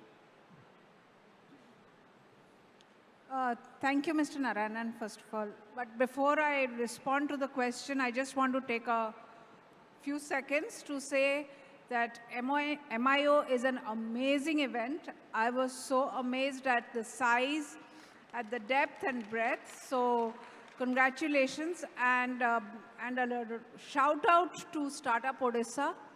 I think getting the people who you've got here in the audience, the keynote speakers, I think phenomenal. So shout out to Omkar Rai, Sanjukta, Ramesh Ranjan, all of you, exceptional. And I think it's very promising that Odisha will become a Startup Odisha. So first I wanted to really give a shout out to them. I think what you're saying is a very difficult question to answer. But first of all, I think just going by the word unicorn is not enough. I think what we need to really think about is how do we build large, sustainable and growing companies, which means that they not only need to have a top line and a bottom line. I think Anil referred to creating jobs, creating impact, solving real problems with innovative solutions, and actually being able to take it to the world. Why only India? And today we are seeing products that are getting built here. And that's a huge change from what I saw 10 years or 12 years, 15 years ago, where I did that myself. We brought in a Canadian telecom product and, leveraged the Indian market. But today the reverse is happening. We are developing products here. We are operationalizing, piloting them here, and we are now taking it to the globe. So we are creating very, very valuable companies, which is going to create a lot of impact around the world. So I think to me, that doesn't need to be in valuation a unicorn. It can be a decacorn. Why should we leave our aspirations to be a unicorn? Think big, yeah? Yeah, so I think that is very important. But to do that, I think what is also very important is to leverage technology.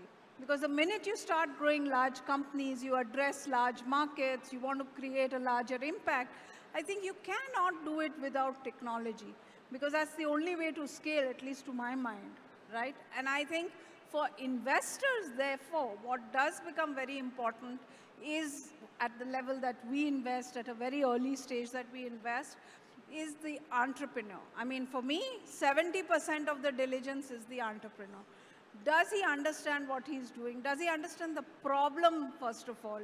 Does he understand the solution, and has he got it thought through, differentiated, unique? Is there competition going to come to it? How large is the market? But most important, is he a leader? Does he have the passion to do what he or she wants to do? Irrespective of my money, will he still build it? Will the entrepreneur still build the business? And I think those are the traits that we look for to say, if he's going to do all of that and more, understands not only his strengths but also weaknesses, I think then you have a good chance, not a guarantee, of a valuable company coming out. And it doesn't need to be unicorn. It can be much more. Yeah, that's right. I think she's given a checklist, so she's made the task difficult for me because it's so brilliantly put and brief that I'm running out of questions within this theme, but that's not so easy for me anyway. So let me take it to Devesh. Devesh, I found something very interesting because earlier, every conversation in India was anything about India was about services. And today I find there are a lot of conversations moving around products and solutions, which is very, very interesting. So I want to take you back to services and say, if you were to be looking for a high valuation company in services, because we still have a lot of labor-intensive, skill-intensive industries coming up. So in services, what would you look for as an investor if you're looking for high valuation?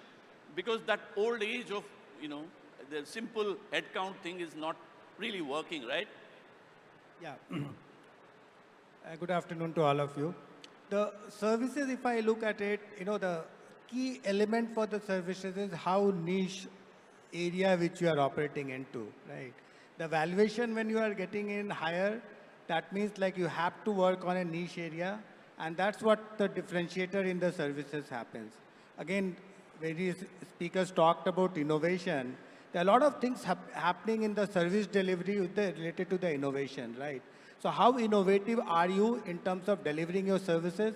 That is another factor which I look at it when we are looking at the, valuing the services company. So the key point is that even in services, there's a lot of scope for innovation because very often technology is associated with product when it comes to innovation. But even in services, innovation, from simple Six Sigma kind of cost efficiency oriented to big ideas can sometimes come even in services.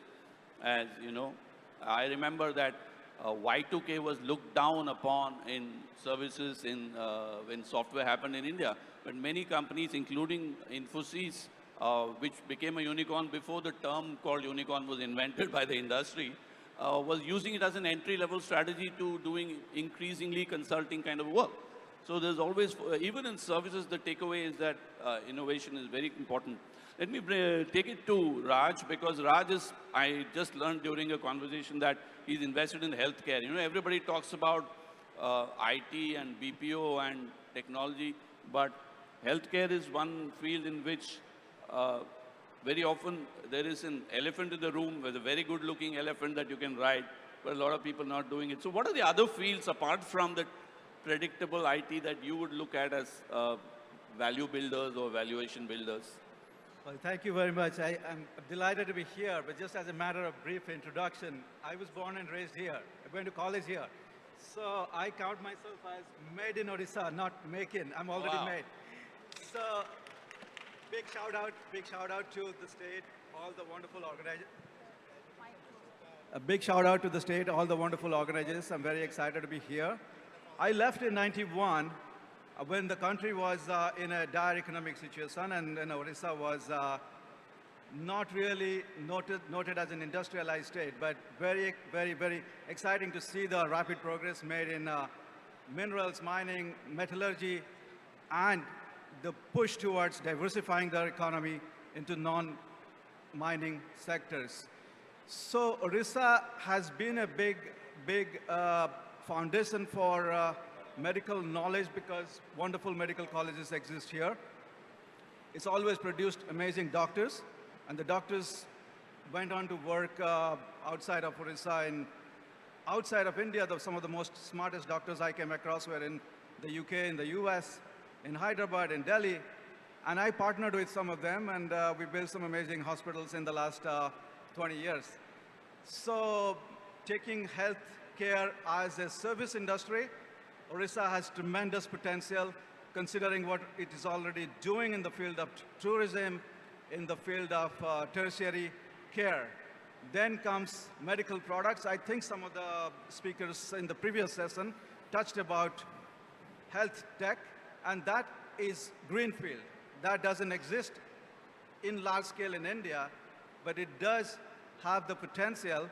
And considering all the conversations that I've been hearing about chip manufacturing, embedding chips into devices, Odisha has a tremendous role to take a leadership because it doesn't exist anywhere else in the country at this moment, considering the fact that we already have some amazing doctors that are in practice. So healthcare is definitely a big area. Further on, I think agriculture, green energy, clean tech, all of these are emerging fields where no clear leadership exists anywhere else in other parts of the country, and they're all virgin. So it's up for grabs. Whoever is ambitious, has a good technology, good product, is welcome to come up with an idea, seek funding, and mentorship and scalability across the big array of partners that exist here. To answer your question, I mean, my personal excitements are in healthcare, but also in green energy and in sustainability and clean technologies. So I'm here for the next couple of days, and I'll be going back to the O-Hub and seeing some of the startups there, and see how best we can add some value there. That's a good cue for entrepreneurs to have offline conversation with the investors here to learn more what can be done. Of course, policymakers are also here. So I have lots of questions, but very little time. So let's have a very quick round because Raj just mentioned emerging areas. You know, there is green technology. There is already IT is a revolution that has actually only just begun in many ways. There is also, of course, healthcare and services and chips and genomics and drones and everything. So my question is a bit provocative because we also heard that China is far ahead of India in making patents. So my question is, which is more important in the long run, adoption of emerging technologies or creation of new technologies, including patents? As an investor, how do you look at that? Let me start with Devesh here. As an investor, when there is so much of low-hanging fruits like existing or emerging technologies, do you think, India, for that matter, Odisha, should focus on that low-hanging fruit rather than create patents or anything? How do you, from a policymaker's point of view, how would you approach this? if people are listening in from the civil services here. Sure.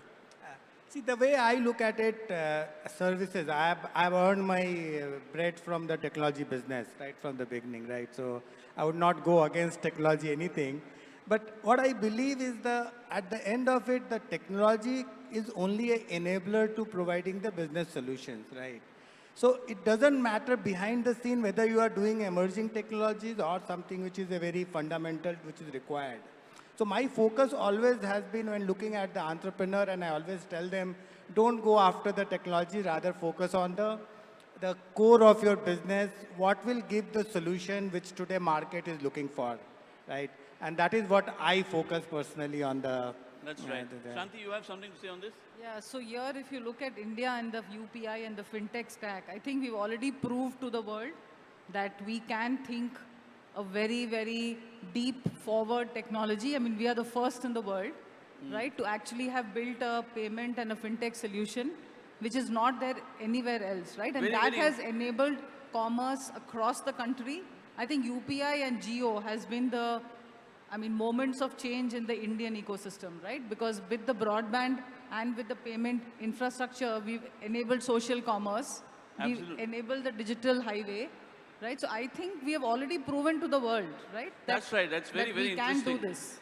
Because my view is that historians will look at Nandan Nilekani not as the co-founder of Infosys, but as a creator of Aadhaar, which is very, very interesting because the kind of paradigm that it opens up is amazing.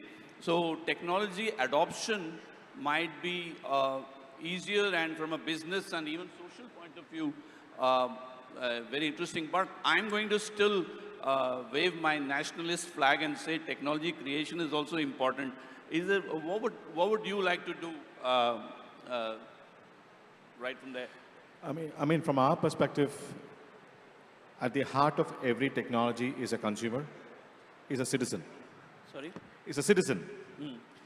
So any technology that you need to create, be it a consumer is a consumer at a home or a consumer as at the end of a corporate, it needs to fulfill his or her requirements. And how easy or how enabled do they believe with the technology?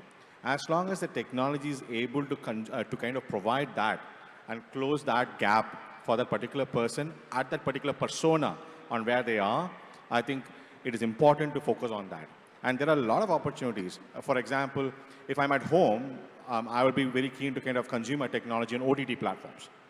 At the same time, when I'm in the office, I would like to have a faster broadband, or I would like to have a SharePoint. These are the kind of technologies of what has happened in the last 10 days or last 2 decades. But more and more as we go forward, how is technology transforming the ease of living for every single person in the world is what is important, and hence we should be able to adopt to such technologies and adapt to such technologies. Prem, thank you so much. Let me take this to Raj now. I think from an innovation point of view, because patents are considered to be what you would call the alpha sign of any great country or state. What would you do as an investor to encourage patents among technology companies? Is this something that it might, after all, it makes them stand out, right? Yes and no. I mean, this is a wonderful question. It's a noble question. Its good answer is yes, but we are an emerging market. I think the amazing answer is to look at our own pharmaceutical industry, which has been operating for successfully about 30 years. My first company was Ranbaxy, which was selling globally as early as late 80s. So there is room to create frugal innovation. There is room to create technology that can be applied at scale at a low cost, rather than spend billions of dollars to develop one technology to get a patent after decades, and by the time it's ready, 5 other companies are also doing it. So my personal answer is I'm not so obsessed with patents. I'm obsessed with technology that works, and that can be done cheaply by the platform technologies that are available today. So when iPhone came, you didn't need a patent to come up with the UPI app. When Android came, you didn't need a patent for Google Maps to create something on Google Maps. So hopefully that answers your question. Let me twist the question a bit to see if, because I learned some very interesting things about higher education in Odisha. So is there a scope, Padmaja, for higher collaboration between universities and startups so that we create more technology? Although I completely agree with Raj that adoption of great technologies is good enough in many ways, but from a long-term point of view, what do you think? Do you think these partnerships can come out with something GWiz? I think the question that you have posed, Madhavan, is actually a part of the larger point that I'd like to make. And I agree with all the co-panelists here that, any technology, if it is not adopted, is really a waste of time. Because technology or research has to be adopted, solve a problem, and ultimately make money, right? And how you go about it is what is very important. If you look at, let me give you a different way of looking at it. If you look at Israel, which is the startup nation of the world, it's called the startup nation of the world. It's one of the smallest countries producing probably one of the largest number of patents. But if you look at the wealth they've created, they don't have a large market. So how are they creating wealth? They are not sort of building large billion-dollar companies on an execution mode. What they are doing is really going after the large companies in the US. Let's take Microsoft for an instance. They are understanding the entire portfolio, the suite of products that Microsoft has. Where is it there is a gap in their technology or there is a pain point in their entire suite? They are building a product around that problem, and then they are very sharply selling that product to Microsoft and making not millions, but billions.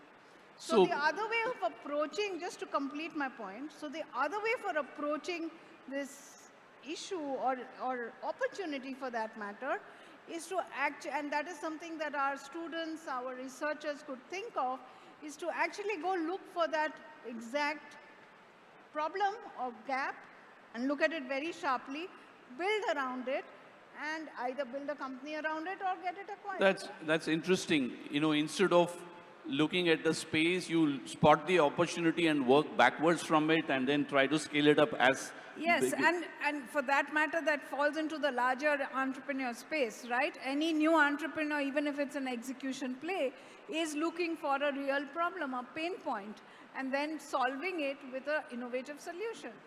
Yeah, I think, Manoj, let me come to you. Let me switch the topic a bit because we are short of time. So we've covered a bit of the scaling business and about technology. But I want to focus more on Odisha because we are sitting here today. I found it absolutely fascinating yesterday that Bhubaneswar alone, I believe, has 24 higher education institutes. I just learned that Odisha is also water surplus as well as power surplus. So which means that between manufacturing and services, sky is the limit. So, but I'm going to provoke you a bit, Manoj, and ask you, what is the thing about Odisha that you would like as an investor? And where do you think there could be a scope for improvement in the coming days? Very interesting and the right question for the forum today. So I was sitting through the plenary today and, I went through, listened to the presentation made by the Principal Secretary of Industries, Mr. Sharma. I mean, one of the best presentations by a bureaucrat I have seen in a long time. Very, very well presented. And the way it was spread over a 20-minute presentation, each area was covered, what has been done, what is being done, and what will be done. And he really excited the industrial honchos sitting on the stage here. And then they all came and actually spoke about it and, stressed on the facts. So I was also very, amazed by the facts, water, electricity, all that we heard about. One more thing which a lot of people did not probably took notice of was financially also Odisha is very strong. In one of your questions you mentioned about that Odisha is being projected as a poor state with a lot of poverty. But what I was amazed to know, and I believe it is there as a fact on the RBI website, that Odisha is also financially very strong. They have not delayed any payment to RBI or any banks for even a single day. That, according to me, is again a very strong fact which Odisha can strongly use in its favor. And as an investor, you know, I'm looking forward to opportunities here. There is so much happening here. Odisha is strong in minerals, we all know. Odisha is trying to focus on manufacturing. But we need to understand that technology, manufacturing, mining, everything is so interrelated today. It is not that one can survive without. Can you build, like Navin Jindal mentioned about building the largest steel plant. Can he build that without the use of technology? No, he cannot. He will need to use technology. Ellen Mittal spoke about, building specialty steel. And he spoke about being one of the largest investors in R&D in steel in the world. And he talked about doing that in Odisha. So we are looking at startups and companies who probably are trying to leverage the strengths of Odisha across sectors and see how we can engage with the opportunities here. Raj, let me come to you because you're a son of the soil. And you also told me that something very interesting earlier today that, you know, there was a time when entrepreneurs were chasing money. Now today money is chasing entrepreneurs, but yet the success rate is not very high. So what is your advice to ODIAs, knowing that you are a son of the soil, you were also been there and done that. So how would you, what's your friendly advice to ODIAs? Well, I think, entrepreneurship is hard. I graduated in '91. Anyone who is as old as I am, they would know how hard it was then. And they were entrepreneurs then. So the playing field is definitely more friendly. Everyone is getting more support, mentorship, scaling up, more capital. But the main thing is the passion of the entrepreneur and the product and the service that they offer. The product has to be better, a little bit better. The service has to be a little bit better, a little bit cheaper, a little bit faster. And if it's all of the above, then there's a high chance of success. No, I was saying something very naughty today, which is that Odia people are so nice that in order to be efficient, sometimes you have to be rude. No, I'm just joking. But, you know, Padmaja, my question to you is, what do you like about Odisha from a point of view, since you've, as a, a key founder of the Indian Angels Network, you've seen lots and lots of state governments at play and states at play. What do you think is unique about Odisha that you think you want to remember? Yeah, sure. I think that's a wide question, so there are lots of answers, lots of points here. So first of all, to me, this state is a calm state with a lot of latent aggression. And you feel that when you start talking to people and entrepreneurs. I think the second thing is there are lots of industries here which are doing well, but they are also on the verge of innovation. You know, they need to innovate. So those are a lot of new opportunities that can emerge right out of this state itself and in industries which are not very common in other states, like mining, etc. The third thing which is very amazing, which I just read up a few weeks ago, was the fact that the number of universities and colleges and, the whole educational industry has grown tremendously, which means that there's a very high quality talent breeding here. And for investors like us, while we may be bringing the funds, I think what is very important is that there needs to be talent. But I think I do want to leave this talk with one thought, if I may. You know, I think Anil again pointed this out, that entrepreneurship is key for any economy, because it is entrepreneurship that creates new jobs. And my belief is that if we don't create new jobs, we will create a new industry called terrorism, which none of us want. So I think Odisha has a potential to not only create entrepreneurs from Odisha-based entrepreneurs, but I think we need to create an ecosystem here that entrepreneurs from other states can also come here and actually do business, employ people here, create jobs here, create the GST component here, and I think that will accelerate the economy even further. Okay, I got it. I think we've got a pretty good cover of what is Odisha, what is technology, and what is scalability. We are short of time. I was going to have a rapid fire, but I'm still tempted to ask you. So let me ask each one of you. You have only 5 seconds or 10 seconds to answer. So let me begin there, right this. So if you were to look at water surplus and power surplus as an advantage in Odisha, what do you think is more important? Really, what do you think is in Odisha's bigger advantage, power surplus or water surplus? I think water surplus, I would give the bigger advantage. That's very interesting because from a sustainability point of view, you're starting with an advantage. Yeah, yes, water. Shanti, my question for you is products or services, which do you think makes more sense for Odisha? Products. Products. That's fantastic because she's from Bangalore and she's saying something that Bhubaneswar can beat Bangalore with. Okay? That's interesting because you already have minerals and manufacturing. That's interesting. My question for you, Manoj, is green technology or digital technology? Which is a bigger bet that Odisha's people should take? My view is green for Odisha. Green. That's a good one. Lots of forests already, so don't worry about it. One more point, Odisha can build Bangalore sustainably, need not become like Bangalore.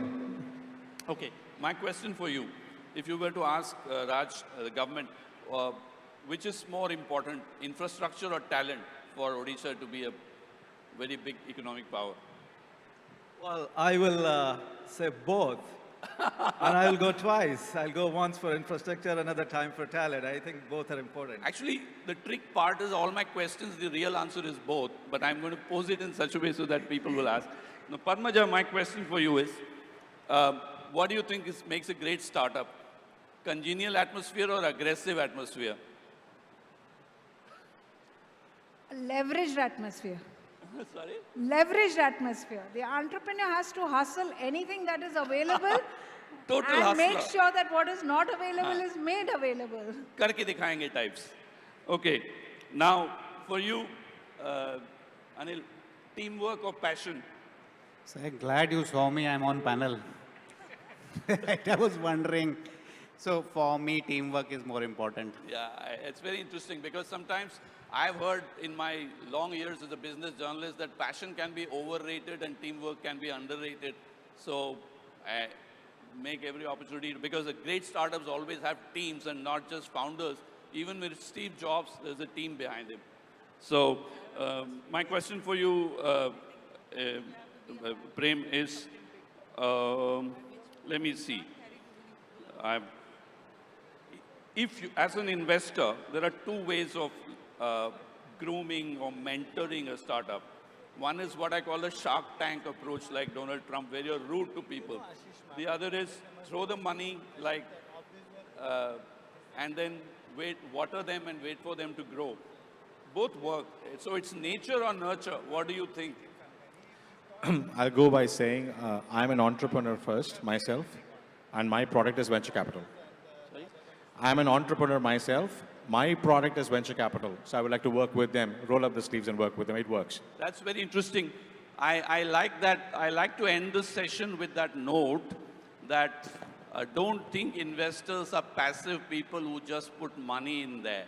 They are often helping you with relationships, or should be. You have a right to cross-interview the investors and find out who's adding more value to your ventures, because it's not the returns which are financial that are important. Sometimes non-financial returns build a company better.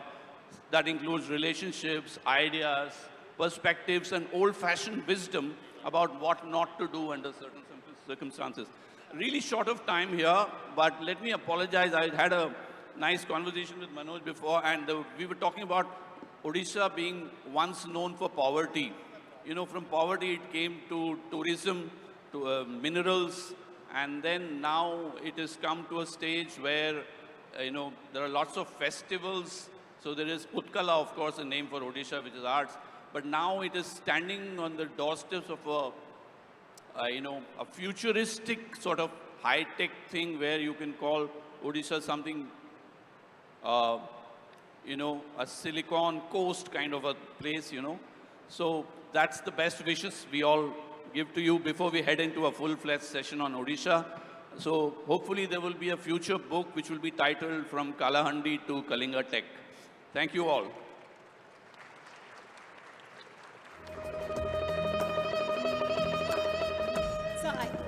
Thank you so much. But of course, I'll request all our dignitaries to please stay back. I'll first request Mr. Debesh Sinha to please felicitate all the other panelists on dais. So can we have the mementos, please? We would like to do this as a token of appreciation from Startup Odisha for being a part of this wonderful session and talking so wonderfully about Odisha. Make in Odisha 2022, guys. Join the juggernaut.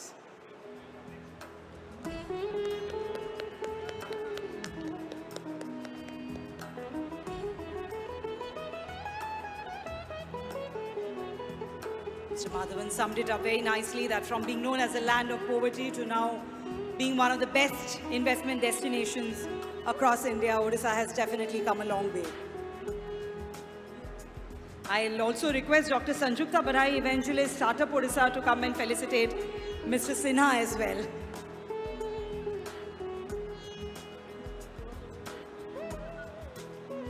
Ladies and gentlemen, as this gets, I'll request her to also felicitate Mr. Sinha. Is there?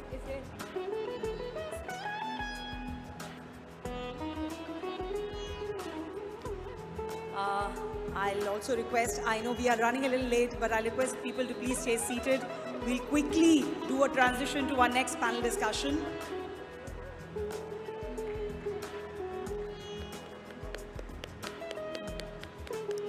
Thank you once again to all our panelists. Let's hear it for them, ladies and gentlemen. Thank you so much. Indeed, very engaging conversation that was.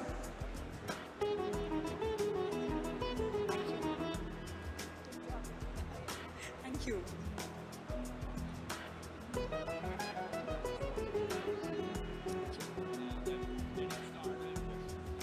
So we'll request everyone to please stay settled. We'll just quickly do the stage setup for the next panel discussion.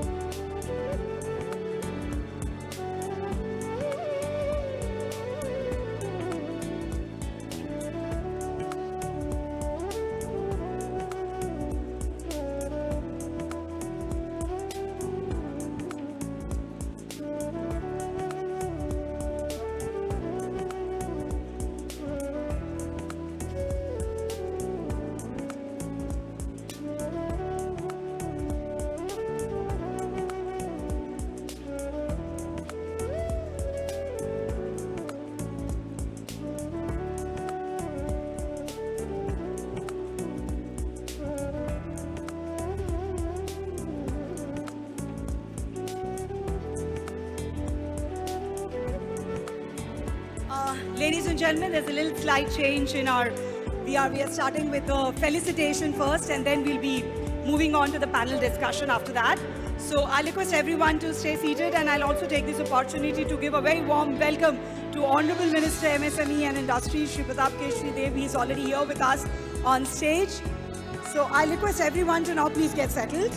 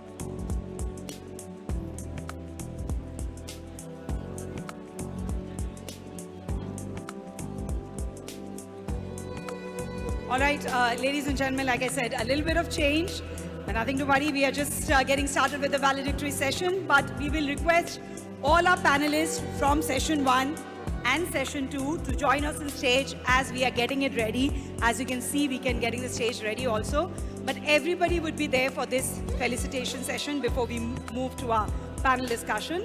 So I'll request, I already have Honorable Minister and the Principal Secretary, Executive Chairman, Dr. Omkar Rai as well.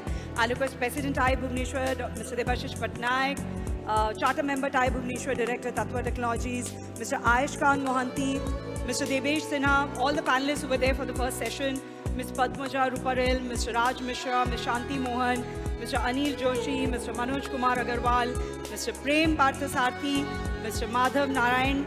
I'll also invite the panelists for second session we have not been able to do that session, we'll do it after this. But I'll request them to join us on stage, Mr. Rahul Dash, Mr. Vishal Chaudhary, co-founder Network, Mr. Rahul Dash, co-founder Purple, Mr. Amarendra Sahu, co-founder Nestaway, Mr. Partho Dash, Managing Director Moglix, Mr. Kamal Bansal, Managing Director GVFL, Ms. Seema Chaturvedi, founder AWE Fund, and also from Trillium VC. I'll request everyone to join us on stage and give us some time as we keep their chairs ready for them to settle down.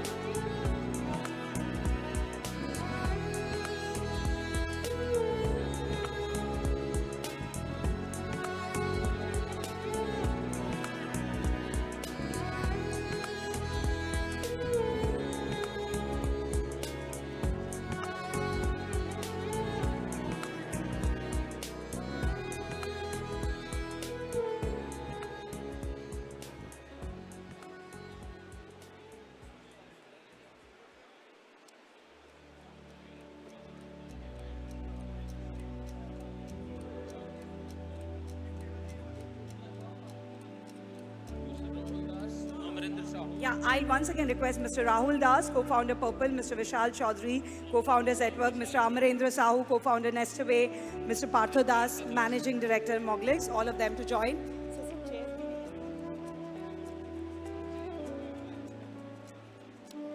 All right, so just to make everyone understand, we are going ahead with certain felicitation that we had planned. We are going to do that first, ladies and gentlemen. And after that, we have that wonderful panel, unicorn panel discussion, which is very, very important. Odisha specific as well. There is a strong Odisha connection to that panel discussion. So we'll have it after that. I'll now only request people, please don't leave after the felicitation. Please be with us as we finish this and then go ahead with the panel discussion. So all those who are on the sidelines, I can request them to stay seated and, of course, invite all the dignitaries for this session. Leave the names.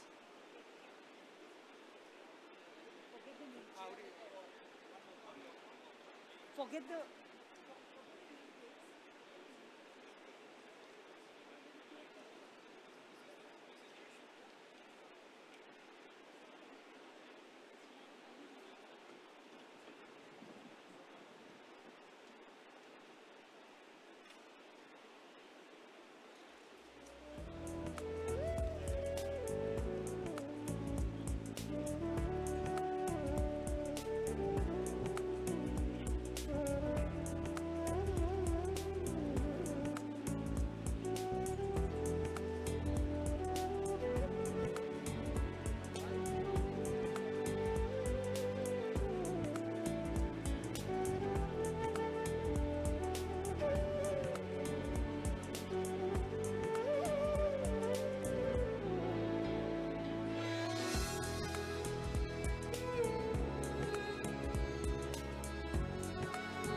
So, ladies and gentlemen, I'll have everyone's attention. You can see such a wonderful panel right now on stage for this felicitation, and it's, of course, a very, very important occasion right now for all of us, because a lot of awards, a lot of felicitation to be done right now. And of course, we'll be also getting the privilege to listen to our Honorable Minister after that.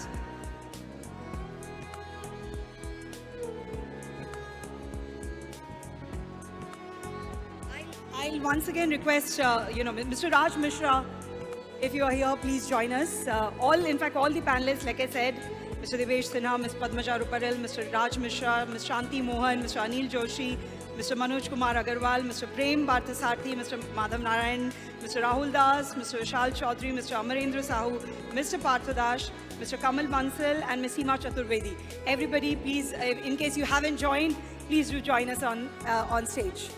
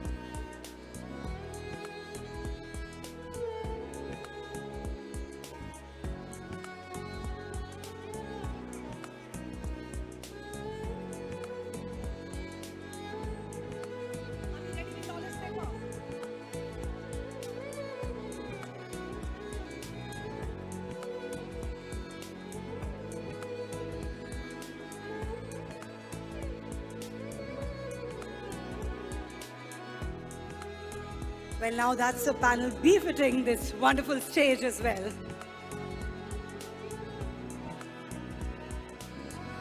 All right, ladies and gentlemen, I'll request the others who are still standing, if you can please take your seats. We are just about to start.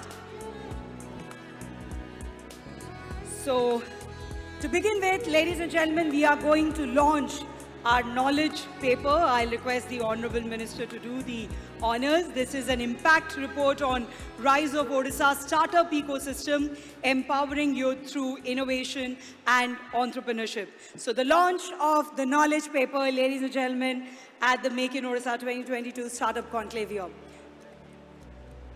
Give it.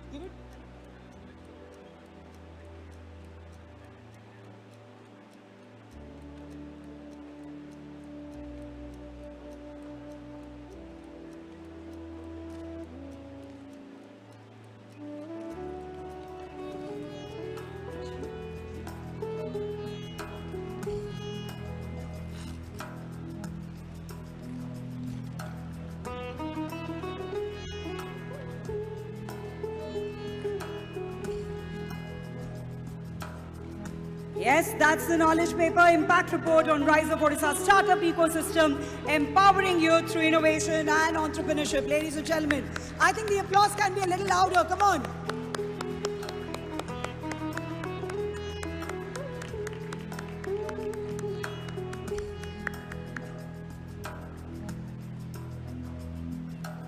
Thank you, dignitaries. There's some more, I'll request some more releases as well. I will now request our Honorable Minister and dignitaries to launch our coffee table book, Pragati, the Essence of New Odisha. It's time to launch our coffee table book. Minister. And let me tell you, this book contains stories and journeys of 50 startups of Odisha. That's a big thing. 50 successful stories of startups from Odisha. Ladies and gentlemen, can we hear a big round of applause? Where's your energy? I know you have been there with us, but you know, we can still keep the momentum going on.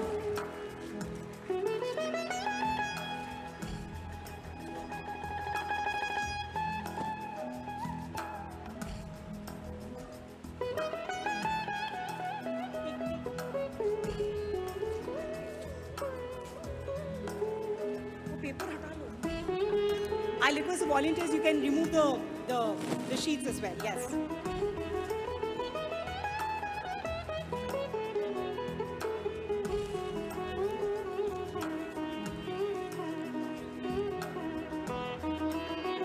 All right, that's a coffee table book. We'll also now request them to release the Startup Yatra 2.0 booklet. That was flagged, this Yatra was flagged off by the Honorable Chief Minister on August 26, 2022. Carried over for 3 months, covering 30 districts, 10,000 plus students and 110 plus colleges. And innovation came in, like I said, from the nook and cranny of Odisha. Startup Yatra 2.0, such a unique initiative of Startup Odisha. And this is the booklet, which is being released by our Honorable Minister and all esteemed dignitaries.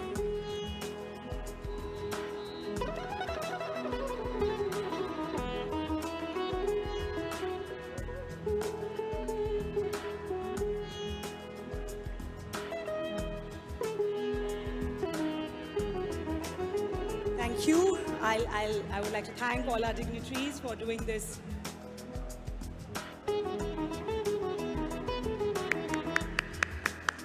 Yes, ladies and gentlemen, this has to keep coming.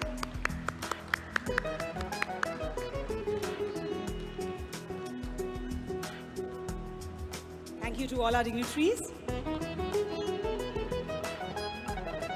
All right, it's now time to exchange the MOUs and LOIs, the letter of intent that Startup Odisha has signed as part of the Make in Odisha conclave with various partners.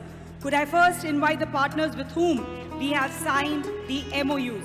The first one would be MOU with SBI for credit linkage to Odisha startup. We'll request the representatives to come on stage.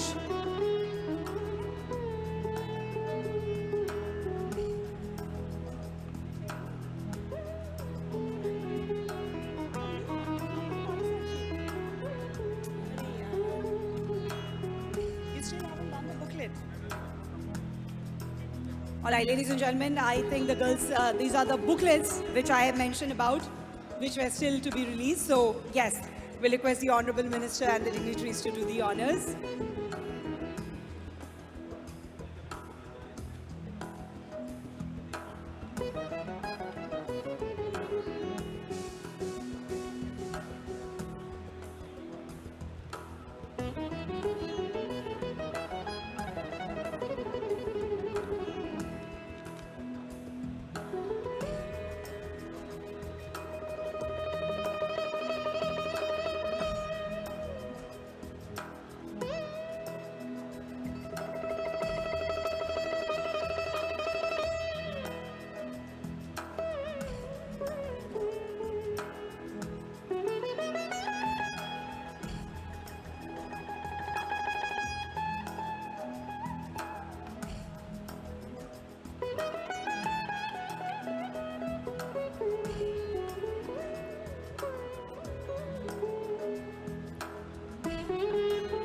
yes, that marked the release of the knowledge paper, the coffee table book, and the Startup Yatra booklet.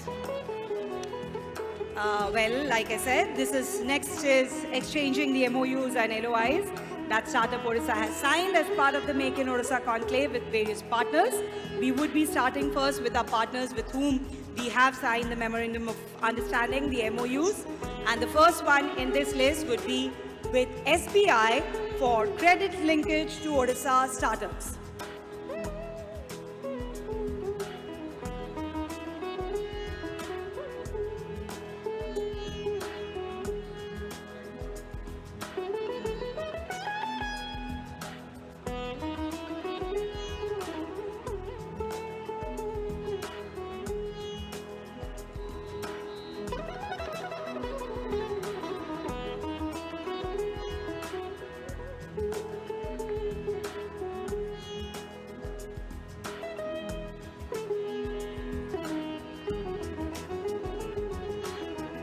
The exchange of MOU, ladies and gentlemen, happening. Can we have a big round of applause?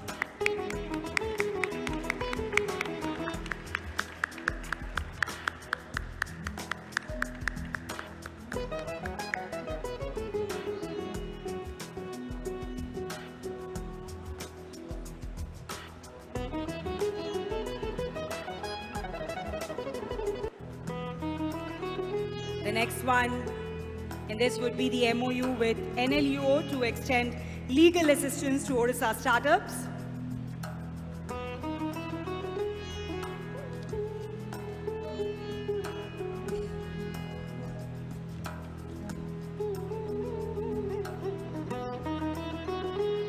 With NLUO to extend legal assistance to Odisha startups. And we have a wonderful, nice, vibrant, smiling team from NLU to exchange the MOU.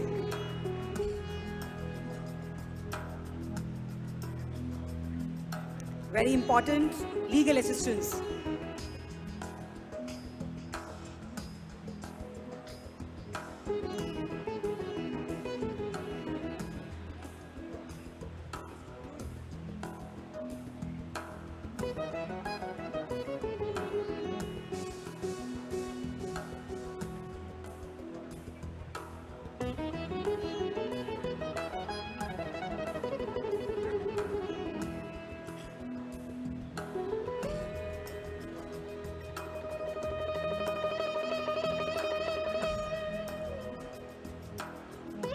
Thank you to the team of NLU. We'll now invite the team from Fluid Ventures with whom we've signed the MOU as investment partner. Time to exchange that.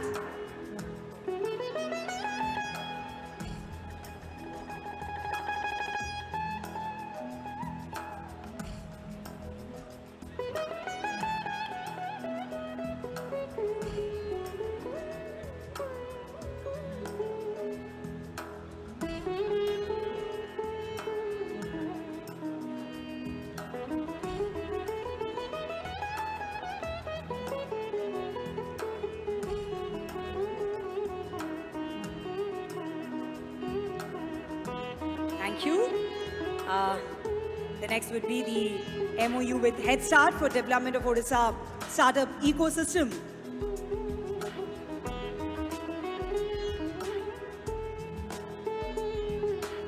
And I really like the T-shirt that he's flaunting right now.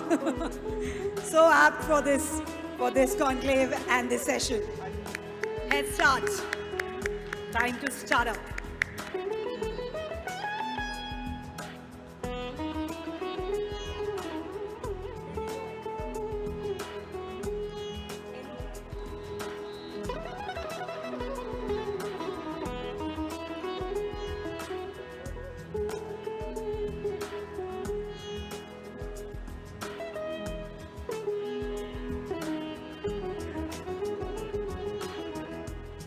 Thank you. And the last MOU would be with Campus Run for support to student-led startups in Odisha. And I can see a young representative from Campus Front.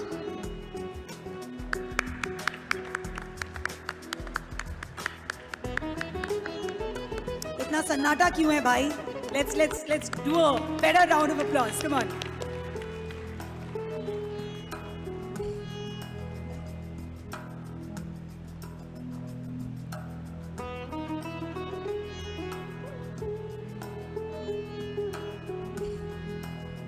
Yes, thank you. We'll now move to the LOIs quickly. The first one would be with IN Alpha Fund. All this is for extending support towards investment in startups. IN Alpha Fund.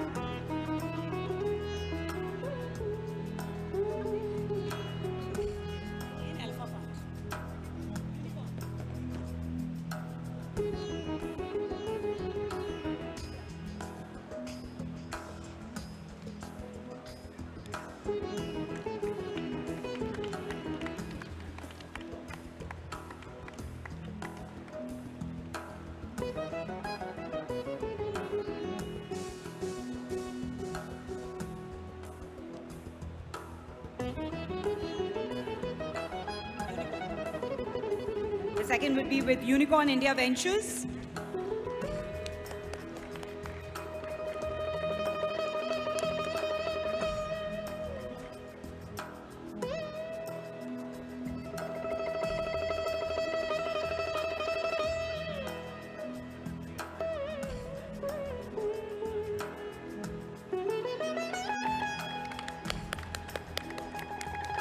Then would be with Pontac.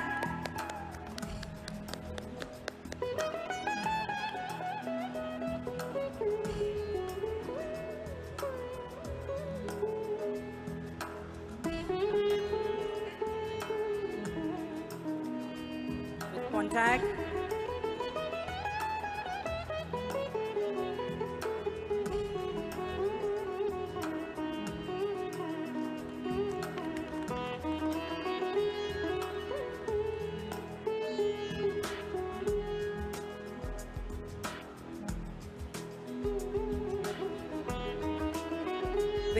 The next one would be with SEA Fund.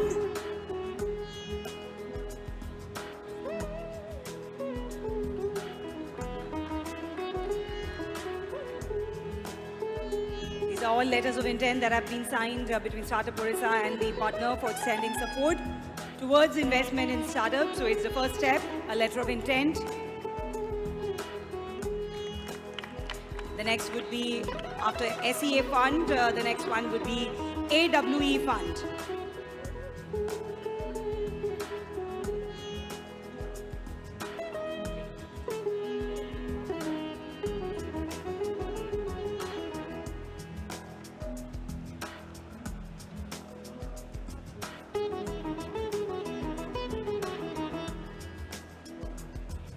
The next would be with, after AWE Fund, another letter of intent with Gujarat Venture Finance Limited.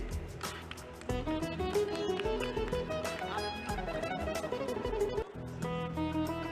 that will be the last one, the one with Gujarat Venture Finance Limited.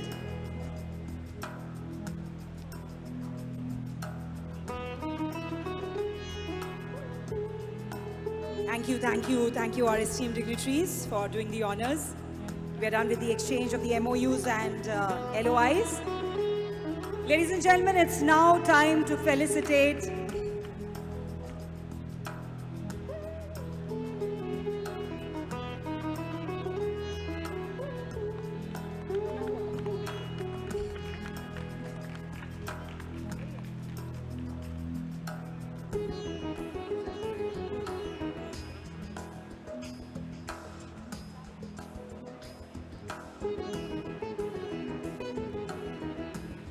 Thank you to the evangelist, and thank you everyone. So now it's time to felicitate, ladies and gentlemen, 69 startups and 2 incubators who have been given monetary benefits by Startup Odisha. So we'll first invite the 69 startups on stage, and the amount that Startup Odisha has sponsored, has given as grant is 4 crore 61 lakh rupees 90,000. 69 startups, ladies and gentlemen. I'll invite them to, the representatives to come.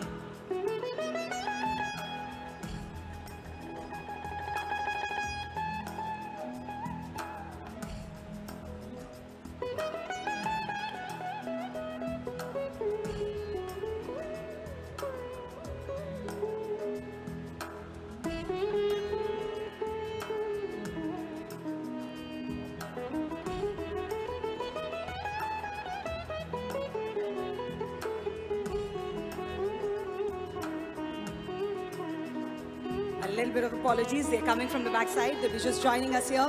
As you know, startups, we are ready to adapt to change in situations. So a little change in situation here. We have quickly adapted to it. So yes, we'll just have them all on stage very quickly. Yes, they are here. They're coming on the way. 69 startups and a monetary benefit of 4 crores 61 lakh 90,000 rupees from Startup Odisha. Now this, ladies and gentlemen, deserves a big round of applause.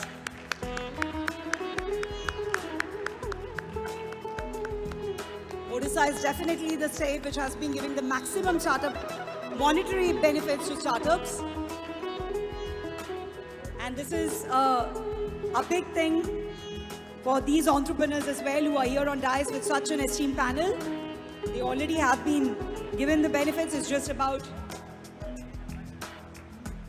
being here with our dignitaries, getting their blessings and good luck for their bright future. Let's make some noise, come on.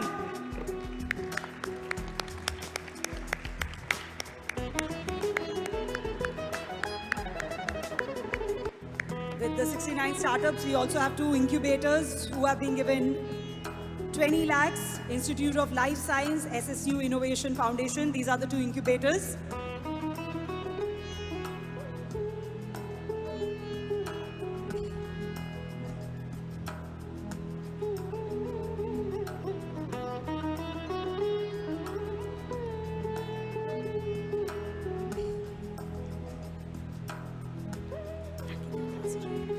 एक साथ करें।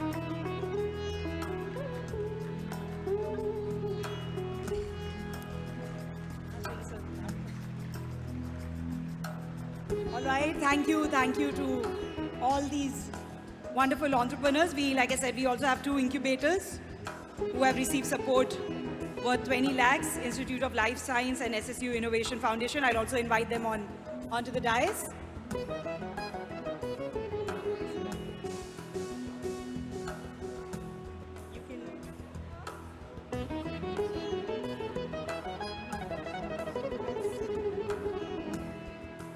This is a team from the incubation too. Let's also hear it for them.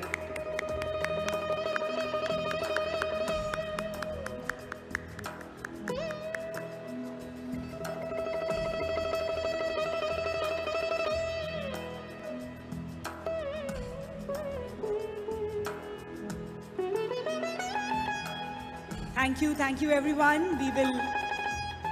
It's congratulations to all of you and we wish you all the best. We'll move to the next activity.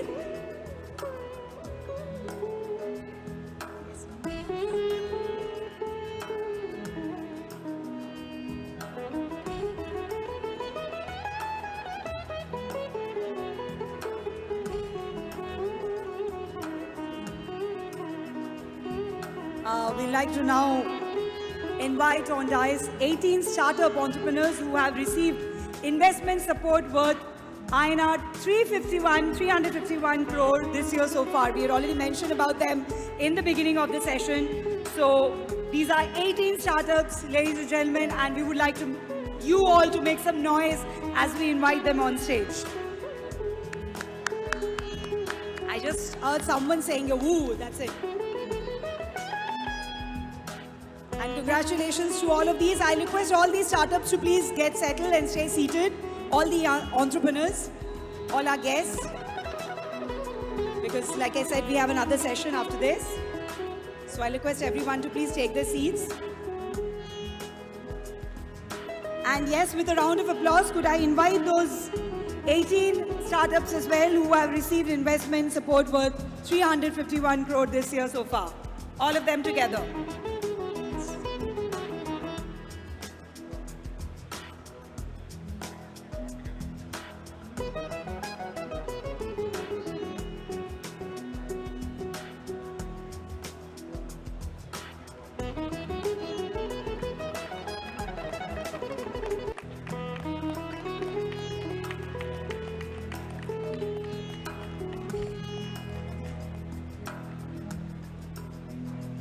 Look at the energy that has just come on stage right now. energy is worth 351 crore, by the way.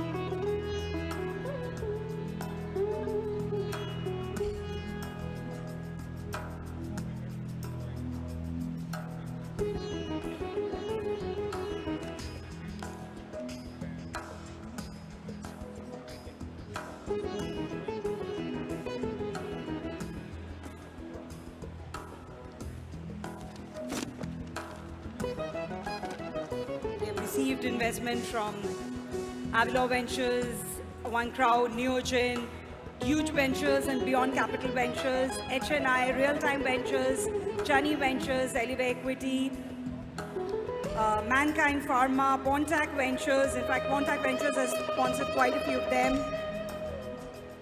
Sumita Singaporean, HNI. A lot of them have got these investments. And the startups, I Serve You Technology Private Limited, Zufrush Food Private Limited, Swandas Retail Private Limited, Bonvi, Transport Simple, Lecture Notes Technology Private Limited, Cure Bay Technology, IG Drones, Ezrex Health Tech Private Limited, UAV Technology, Koratia Technologies, Think Raw Innovation Solution, Mool Innovation, Felix Leo Widgets, Nexus Energy, SPK Mac Technologies, Ubel Technology, Riddick Edification Private Limited, Phoenix Robotics Private Limited. All of these startups, 351 crores.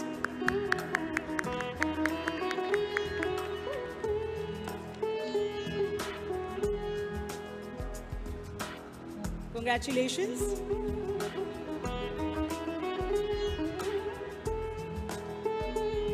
We will now like to invite 11 young teams whose ideas were selected as part of Startup Yatra 2.0 and who will be receiving funding worth rupees 1 lakh each from Startup Odisha. So they are Shivangi Sahu from Ravenshaw University, Adrita Chatterjee, Fakir Mohan University, Rahul Nanda, Veer Surendra Sai University of Technology, Burla, Sneha Naik, Maharaja Sri Ram Chandra Bhanjdev University, Baripada, Subhashi Sahu, Centurion Institute of Technology, Marathi Hembram, Gandhi Institute of Engineering and Technology, Gunpur, Arjesh Roy Chaudhary, KIT University, Vikram Biruli, Kalinga Institute of Social Science, Archita Lenka, Berhampur University, Ankit Krishna, Gandhi Institute of Engineering and Technology, Vaishali De, National Institute of Technology, Rourkela. These are all the young talents that have been picked up from Startup Yatra 2.0, recently concluded, and fresh young talents who are going to be getting funding worth rupees 1 lakh each from Startup Odisha.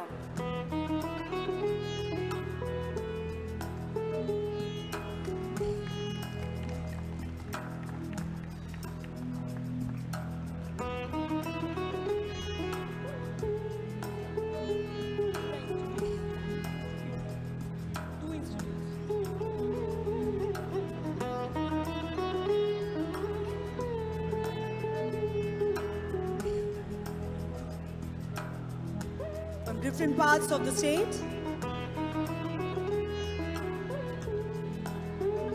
Thank you. Congratulations. We'll move to the next one. I'll request everyone, yes.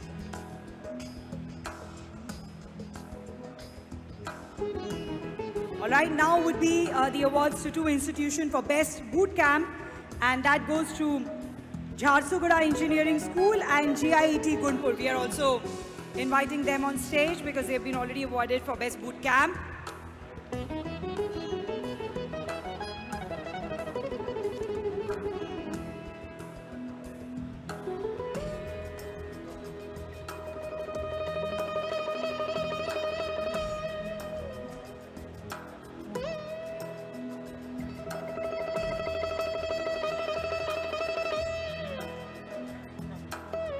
The two institutions, Jharsuguda Engineering School and GIET Gunpur.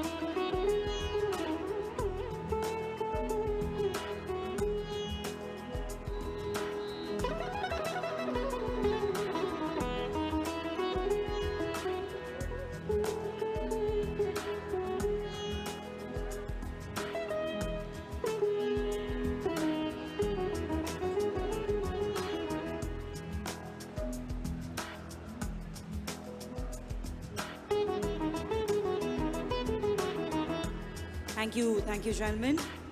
Well, ladies and gentlemen, this is an important moment because now it is time to felicitate 4 unicorn founders who have made Odisha and Odias proud.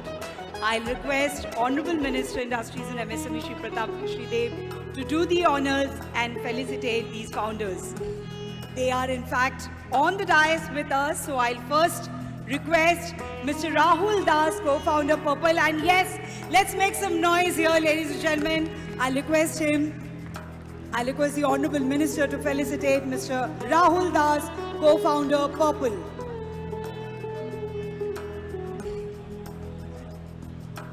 I'll also request those people here on the left to also settle down and take their seats.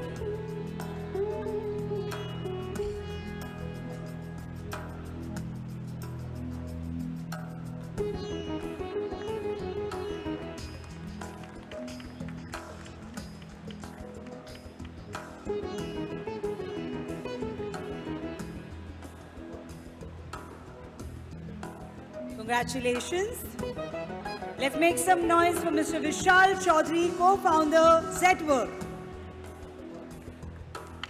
Also have Odisha Operations.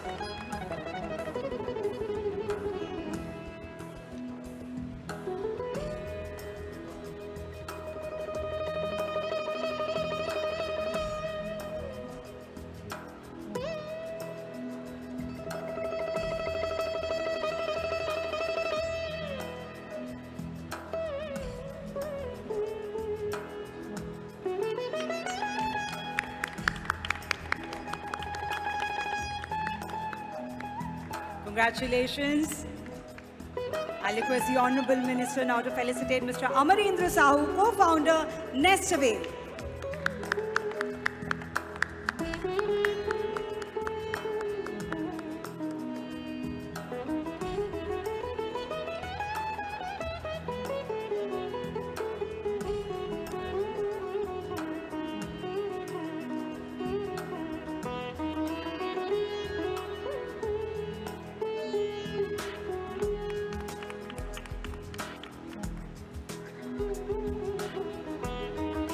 Congratulations.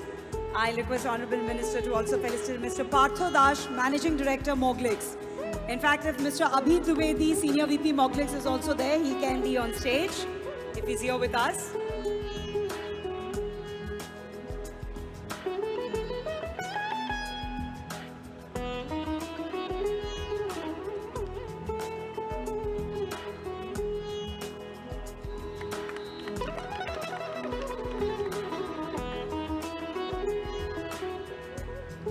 Congratulations. Let's hear it for all of them. Well, ladies and gentlemen, we are truly privileged that the Honorable MSME Minister, Government of Odisha, Shri Pratap Sridev is here with us despite the hectic schedule that he's having in the Make in Odisha 2022 Conclave for handling both the Departments of Industries and MSME, one of the most articulate ministers of the Odisha government. I'll now request him for his address.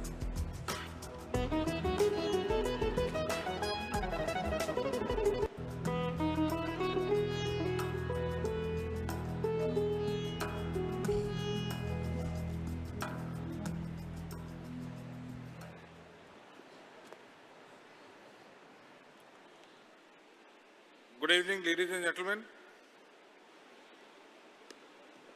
and the dignitaries present on the dais. Principal Secretary of MSME Department, Mr. Shashwat Mishra, the Chief Executive of Odisha Startup, Mr. Omkar Rai, and all the young entrepreneurs present in the room who have felicitated now, and those young entrepreneur friends who are aspiring to come up the ladder. I welcome you all to Make in Odisha Conclave 2022. Ladies and gentlemen, Startup Odisha, the concept, though relatively new for the country, we launched it in 2016 under the visionary leadership of our Honorable Chief Minister, Shri Naveen Patnaik ji. because somewhere down the line, we here in Odisha, though we have a strong maritime and trading legacy, historical legacy, but somewhere down the line we have lost the touch, I would rather say. And over a period of time, like they say, we take a full circle at one go. I think the time has come, and I can say comfortably and responsibly that that cycle has turned its full circle from 2016 onwards. I say this because there was a time when the youth of the state, the basic concept of progress, the young minds of the state were more job-oriented or service-oriented. From 16 onwards, with the advent of technical education, with a robust education system and skill development in the state, the infrastructure money spent on education sustainably for last 15 years has started giving results from 2015 onwards. And today the crowd present here, since the morning till today, till they were felicitated,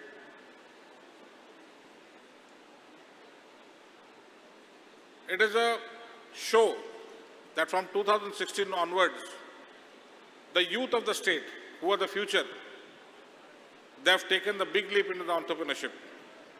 And by their own merit, by their own sustainable talent in their own field, they have slogged their way up, they have worked hard, and they have ventured into not only the national ecosystem, but they have also reached the global ecosystem. The 4 youths who were felicitated the last are 4 ODI youths, and there are 3 more out of the 105 unicorns in the country, which we are proud of. 7 are ODI. And all the young entrepreneurs you saw are basically, each are a pillar in themselves. And that is what we are grooming in our Odisha startup program. We need to find that Midas touch, which we had lost long back. And here you see, slowly and steadily within this 7 years' time, cut out the 2 years of COVID shutdowns, in this 5-year time, the total revenue generated by startups, you'll be surprised, was about 250 crores. And in this last 2 years, it has gone up to about 1,500 crores. That is the kind of leap we have taken.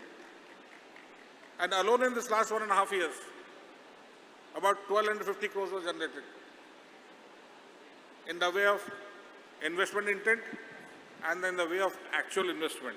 The actual investment you saw, they were felicitated. They themselves, these 16 people have generated about 315 crore by among themselves.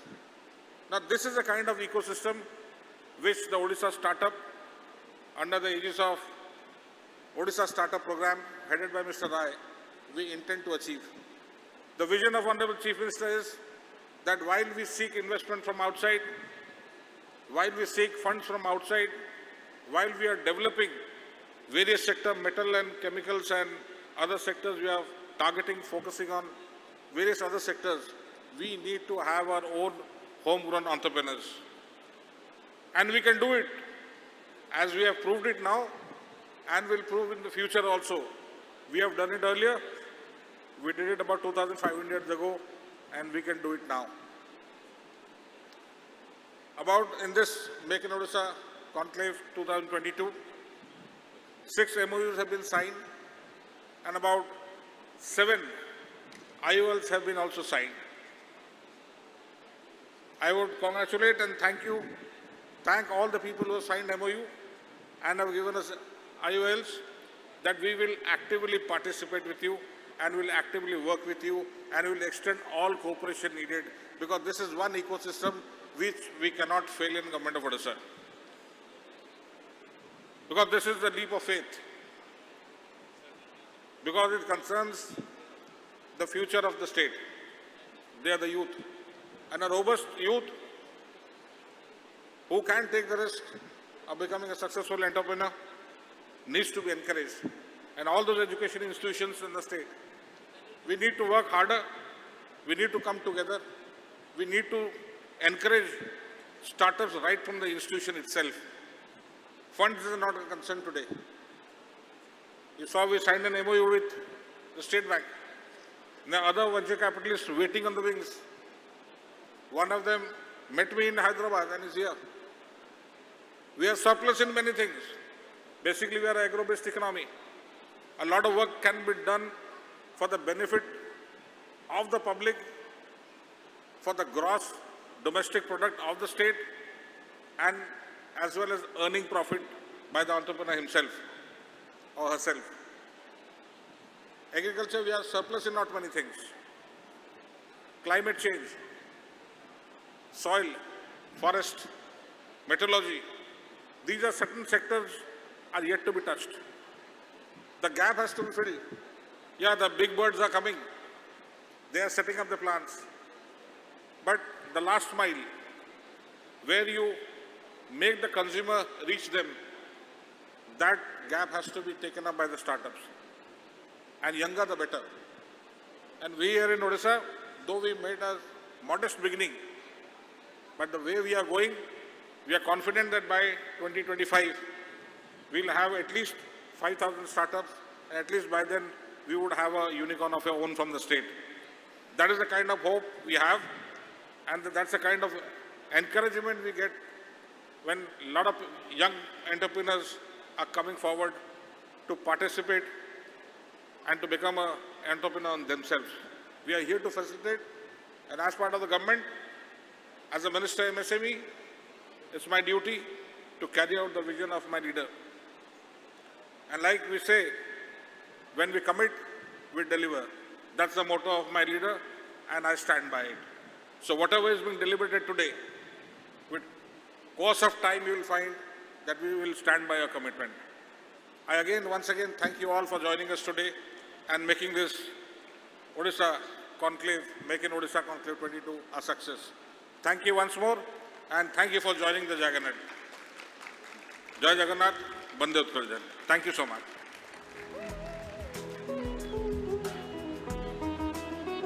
Thank you so much, sir, for your inspiring address. Thank you, and thank you all our esteemed dignitaries for doing the honors. We would be moving to our next session actually after this. So I'd like to thank all our esteemed dignitaries for doing the felicitation and being a part of this session. We'll move to our panel discussion now. I'll request Honorable Minister if he could stay back and be at least hear out these young entrepreneurs, it'd be great. I'll request everyone to please stay settled. We'll just start the next panel discussion. Of course, we will take some time, ladies and gentlemen, to set the stage again.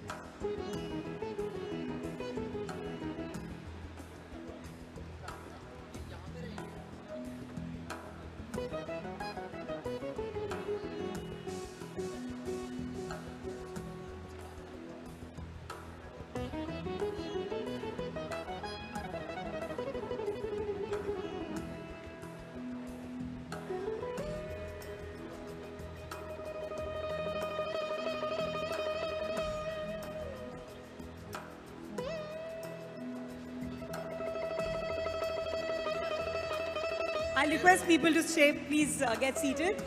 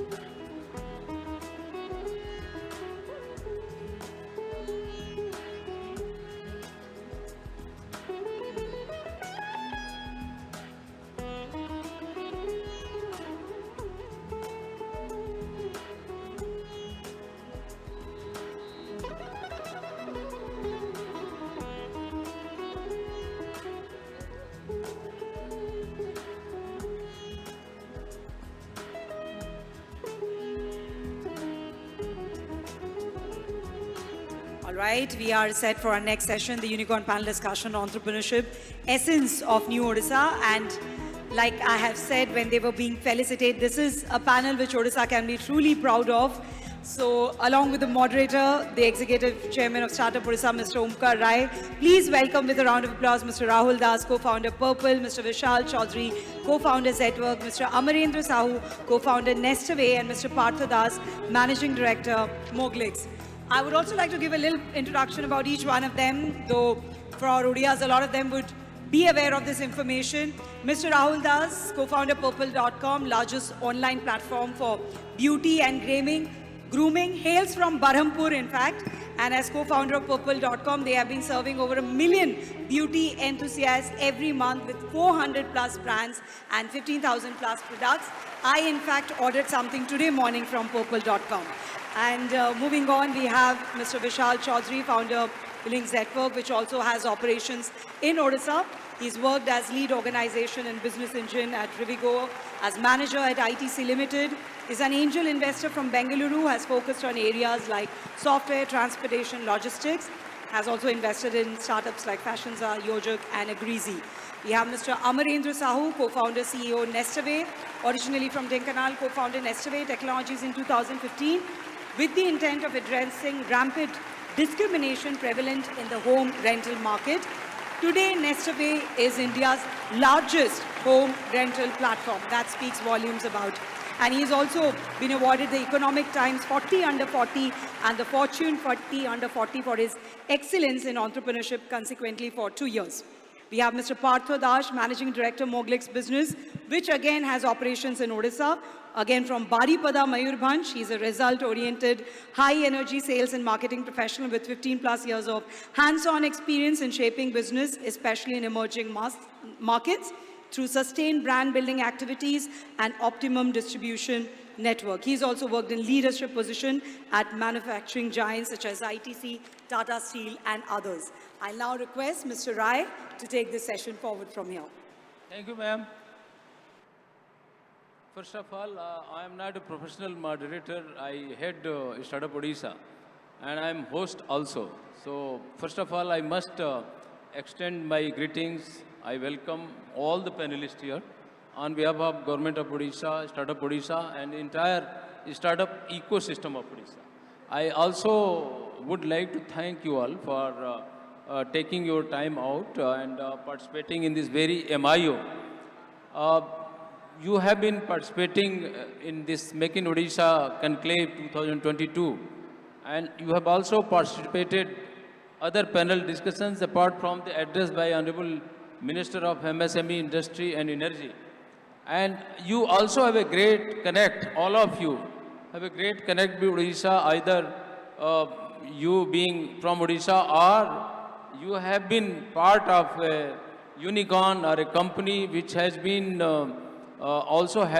which had a co-founder from Odisha. and you have been working within Odisha, you have been inside. And therefore, by now you know that Make in Odisha Conclave 2022 is a great platform and endeavor of Government of Odisha to showcase its industrial growth, its prowess, its possibilities, its existing strengths, trends, and other opportunities that it has to offer to the investor, to the industry leaders, and its own internal ecosystem at least. At that point of time when Odisha is taking a great stride in all sectors of, all spheres of its activities, its endeavors, and which can be reflected from the growth rate it is recording for last many years, which is above national average, which is more than 10% year on year. You can make out that Odisha is absolutely on a path-breaking journey. So the case of Startup Odisha, where Government of Odisha places a lot of hope, it has a lot of emphasis for promotion and development of a startup ecosystem within Odisha. At this juncture, when we are conducting this unicorn panel under MIO, under the theme Startup Paradigm Shift, Way Forward, this particular panel discussion about entrepreneurship, the essence of Odisha is an statement. Again, it is an quest to understand as to how we make this theme fruitful, how do we realize this statement in times to come. And therefore, you all four leading unicorns or very close to unicorns, one of our founder, Amren Sahu, who is very close to the startup ecosystem within Odisha, who else from Odisha, his company Nestaway is very close to becoming unicorns. So I am very sure that the kind of insight you will share to the audience will go a long way in strengthening the startup ecosystem within Odisha. So I would start saying that we have done little work about it. Odisha startup ecosystem has been ranked top performer by Government of Odisha. We have also launched Odisha Startup Growth Fund, which is a 1,205 crore fund. You have already witnessed issuance of letter of intent to the 7 AIF operators with us. We have also conducted Startup Yatra, which was concluded just yesterday with 11 finalists who have been felicitated in front of you. They represent the new Odisha. From all across Odisha, Kalahandi, Koraput, and remotest part of Odisha, we reached to 10,000 students. Finally, we zeroed in on 300 students. And at the end of the day, we have now shortlisted 11 who have been felicitated.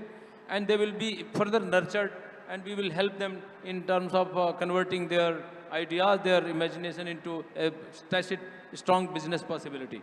At this juncture, I would like to start without taking much time. I would say that Vishal Chaudhary, start with him. Jetwork, they have been connected with the industrial ecosystem of Odisha. They have worked with Tata Steel perhaps, and they take keen interest in the Odisha's industrial growth. His co-founder Amrita Acharya incidentally hails from Odisha, and therefore I must ask him, since he has insight, he has an acquaintance of our ecosystem, what does he think is his outlook about Odisha's entrepreneurial and startup ecosystem, and where we can go? What is his insight? Let us hear from Vishal Acharya. Chaudhary, Mr. Chaudhary. Yeah, thank you for that introduction, sir. So Zedwork is a 4-year-old company. It's a manufacturing company in an asset-light way. And our products and services go into different sectors which power the economy of the country. Odisha has a very special place for us.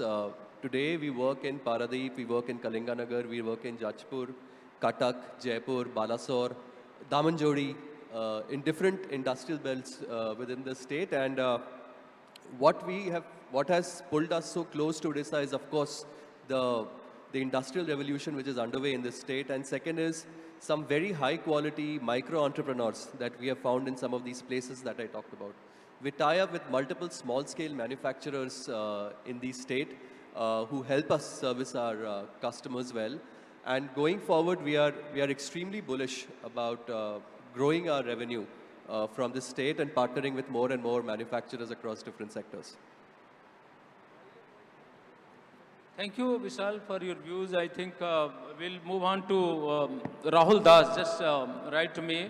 He is the founder, co-founder of Purple. You all know Purple is a unicorn, and he hails from Odisha.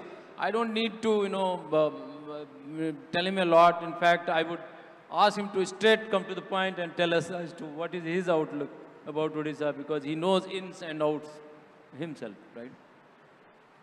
Thank you, Mr. Rai, and thanks for having me here. It's an absolute pleasure to come back to the state that you've grown up in. I studied in Kendriya Vidyalaya number 2, CRPF, so that's how relatable I am.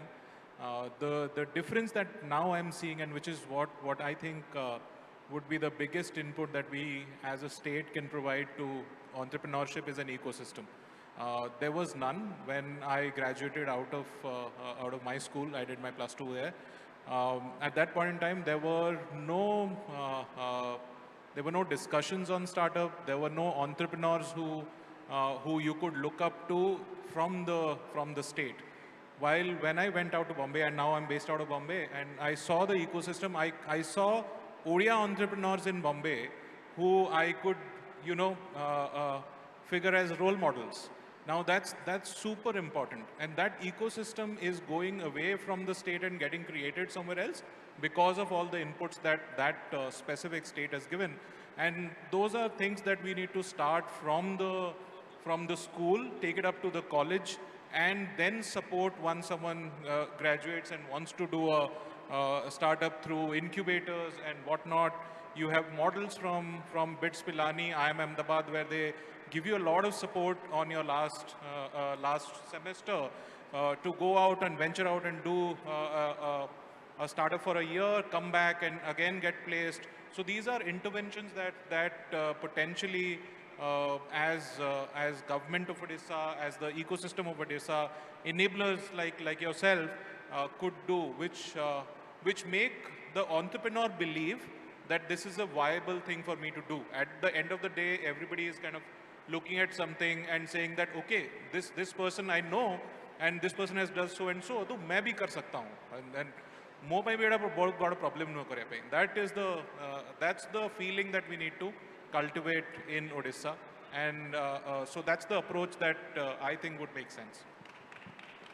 Very well, Rahul Das has spoken as to what has changed on the ground in terms of promotion of startup ecosystem, entrepreneurial ecosystem is on the ground. And it is a kind of testimony and validation of good work that is being done by the ecosystem, stakeholders, incubators, Startup Odisha and startups, academia and all, TAI, Bhubaneswar Angel, all these ecosystem players are trying to work. I would inform you better because that we just conducted the Startup Yatra. We moved all the districts, conducted 100, we reached to 100 colleges, reached to 10,000 students. Again, I would say that we created a kind of platform where young boys and girls pitched their ideas. And that was a platform where actually they were trying to become, this was the first step towards sensitization and creation of entrepreneurship. Again, to promote this kind of work, we have also started Startup Express, which will be by the school students. So on one hand, we are trying to sensitize young boys and girls. Other hand, we are trying to strengthen our ecosystem. You just heard that we have just launched Odisha Startup Growth Fund, which is about 1,205 crores fund, will be available in another 5 years. So we are trying our best. Thank you very much for your validation. We will come back to you. Now I will go back to Moglix Managing Director Partha Das. Incidentally, he is from Odisha. And I think I won't ask a big question from him. He has been visiting here and he knows the ecosystem, he knows ins and outs of Odisha. So let's hear from him as to what is his outlook about Odisha's startup ecosystem, industrial ecosystem, and such other things that where he has. Good evening, everyone, and thanks for the introduction, Omkarji. It has been a pleasure to be here in Odisha, proud Odia. I'm from a very small town in Odisha.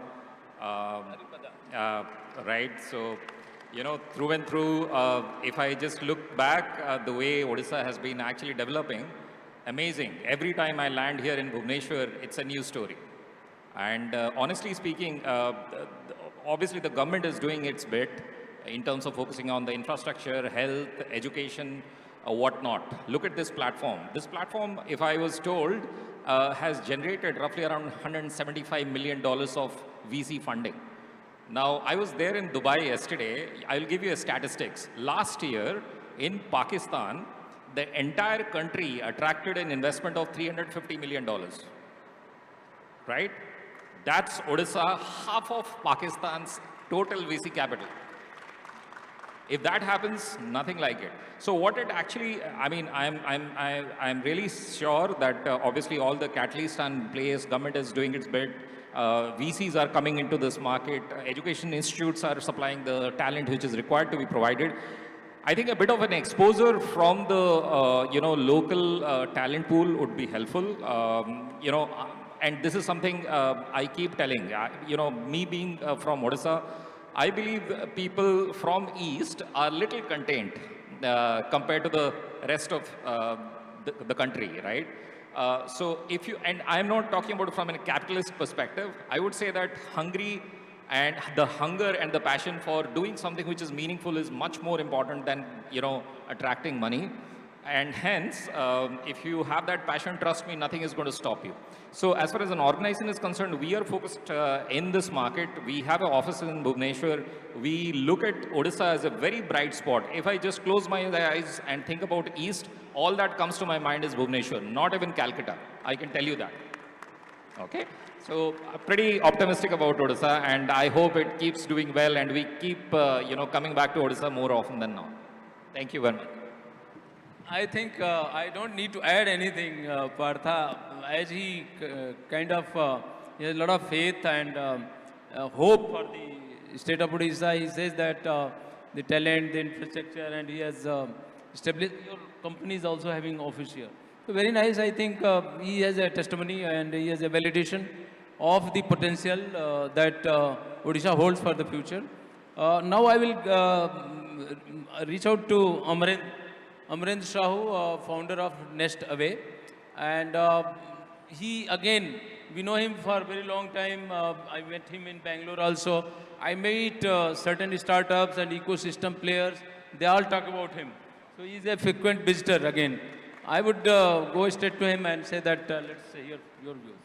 Thank you for having me here. I think on the startup ecosystem front, I have been involved with Odisha startups, and people know that if they ever reach out to me on WhatsApp or LinkedIn, I have never said no to an Odisha startup. And I think I spend almost every Saturday morning talking to one or the other Odisha entrepreneur because this state matters to me. And I think the kind of thing that we could do together is very special. I grew up here, and I think there's a lot of lucky accidents that I ended up where I ended up. And I just want to make sure that luck is not that big of a factor for people back in state. So from Odisha startup ecosystem maturity, I think I have seen product companies of very different level, and I'm going to name few because I think more than us, those guys who are battling it out here deserve all the recognition. There are companies like Good Meetings, there's company like Phoenix Robotics, this company that I just met called Transport Simple in Hall C, and MedTel Technologies. These kind of companies, and I've been working in Bangalore since 2004. All of them, to me, represent like super sophisticated, supremely hungry people. And I would take it from Partha that the hunger is in doing things right. And I love that about Odisha, that a lot of entrepreneurs sort of hesitate when it comes to raising money, because they sort of think of it as a fiduciary responsibility. And it's good, and at the same time, the kind of product focus that they have, like, Good Meetings in specific, I have been involved with them a lot for long. And, it's an example of how NIT Rourkela kids, and that team is entirely out and out ODS people, where all of them would have at least spent 10-15 years in Odisha. When they talk, you could sense a very heavy Odia accent. But these guys are selling in the US, have raised money from every notable name that you'd know in VC industry. And they specifically went to angels because, They thought VCs are aggressive, they may not be up to the mark, but it takes, I think, a lot more to build a product startup. And I can say without any doubt in mind that in the next 5 years, Odisha would produce its own unique, 100 crore profit product startup selling in the US, completely built out of Odisha. Thank you, gentlemen. Thank you, Amarendra, for sharing the entire information. It's very valuable, and your insight, your engagement with our ecosystem goes a long way. I would rather say that it's a paucity of time, and therefore I would request panelists, I will reach out to Vishal Chaudhary and ask only one question now. That would be as, what is your guidance to the government as to what is we are required to do so that our startup ecosystem grows leaps and bounds. We are able to strengthen our ecosystem if we can see the emergence of, because startup ecosystem in Odisha has reached critical mass. Now, a lot of startups are doing great job attracting investment. And we have also been able to put more than 1,200 crores fund in place. And we are able to attract a lot of investor ecosystem within the state. They are coming and talking one-to-one with the startup. So, guidance to the startup founders, what should they do with their money? How do they use the money and other input that they are getting to make sure that they put good use of that money, right? And secondly, what ecosystem players like incubators, academia and government, all these stakeholders, what should they do so that this startup ecosystem is strengthened? And also third, in one question only, as to whether you see any nearest possibility of emergence of at least one unicorn from the soil of Odisha. So I will go back to Vishal Chaudhary and seek his views. Thank you. First of all, I find this event very, very exhilarating with the participation and the seriousness from the government side as well. I was visiting some of the hall sites outside, the participation from the private sector also. This alone could be a very catalyzing moment for the new entrepreneurs, for the state. Whilst it's also very heartening to see the amount of funding that the government is, the kind of promotion that the government is giving to these startups. Probably beyond money, what the government could actually do, because I have benefited immensely from mentorship and guidance from other entrepreneurs before I started ZWork. If we could create a platform where the current entrepreneurs who have seen it and done it all, sort of, they know the 0 to 1, what works and what to stay away from. If those dialogues can be initiated with the entrepreneurial ecosystem of the state, it could really help the new age entrepreneurs. By the way, the entrepreneurs who got felicitated today are building absolutely wonderful, strongly stable companies. I was going through the booklet, very unique ideas. Maybe if we could go an extra mile in educating them, in helping them out, in coaching them, in doing better. Because whatever we have learned, the best we can do is pass on that learning to the next generation of entrepreneurs. What should the entrepreneurs do with the money? There are many things, early days. I mean, I would say once you fixate yourself with the idea that you want to transform into a company, hire a good team. Bring good people on board who can help you deliver or achieve the dreams that you have set out for yourself. Second is invest in the right technology and at the right time. Broadly, I mean, this is what the entrepreneur could do. And I think broadly, these two. Thank you, Vishal, for your views. Now I will request Rahul for his view. I think there are very obvious answer to this question. I think which are you need funds, you need guidance, you need mentorship, advisory, industry connects, you need the technology know-how, you need the government regulations and all of those things to be a little more friendlier towards startup to make it faster and so on and so forth. Beyond that, I think and this I'm assuming all of us we know many people touch upon it. There's just one thing that I would want to specifically would like the ecosystem to work upon is belief. And belief is such a very strong ingredient towards an entrepreneur who is taking large amount of risk in his life, right? When the person believes that a unicorn is possible, a decacorn is possible, then it starts from there. If that belief doesn't exist, then irrespective of how many inputs we put, it won't work out. For that belief to happen, we need to remove frictions across the system. Frictions in the mind of parents when their kids start up instead of going and joining a government job. That friction we need to remove. We need to coach people very early in their careers to say that this is a viable and actually an acceptable route to take when it comes to what you want to do in life and so on and so forth. We need to take out the stigma of saying, okay, small company, large company, and so on and so forth. So all the felicitation and everything needs to start from the smallest startup, the guy who is taking the largest amount of risk, to the person who is investing 1,000 crores in the ecosystem. So I think our job as an ecosystem, and that will be my only recommendation beyond the obvious ones, is to try and create a system that believes, where people believe that we can do a billion, we can do 10 billion, we can probably do 1 trillion. It all starts from there. I think that's my suggestion.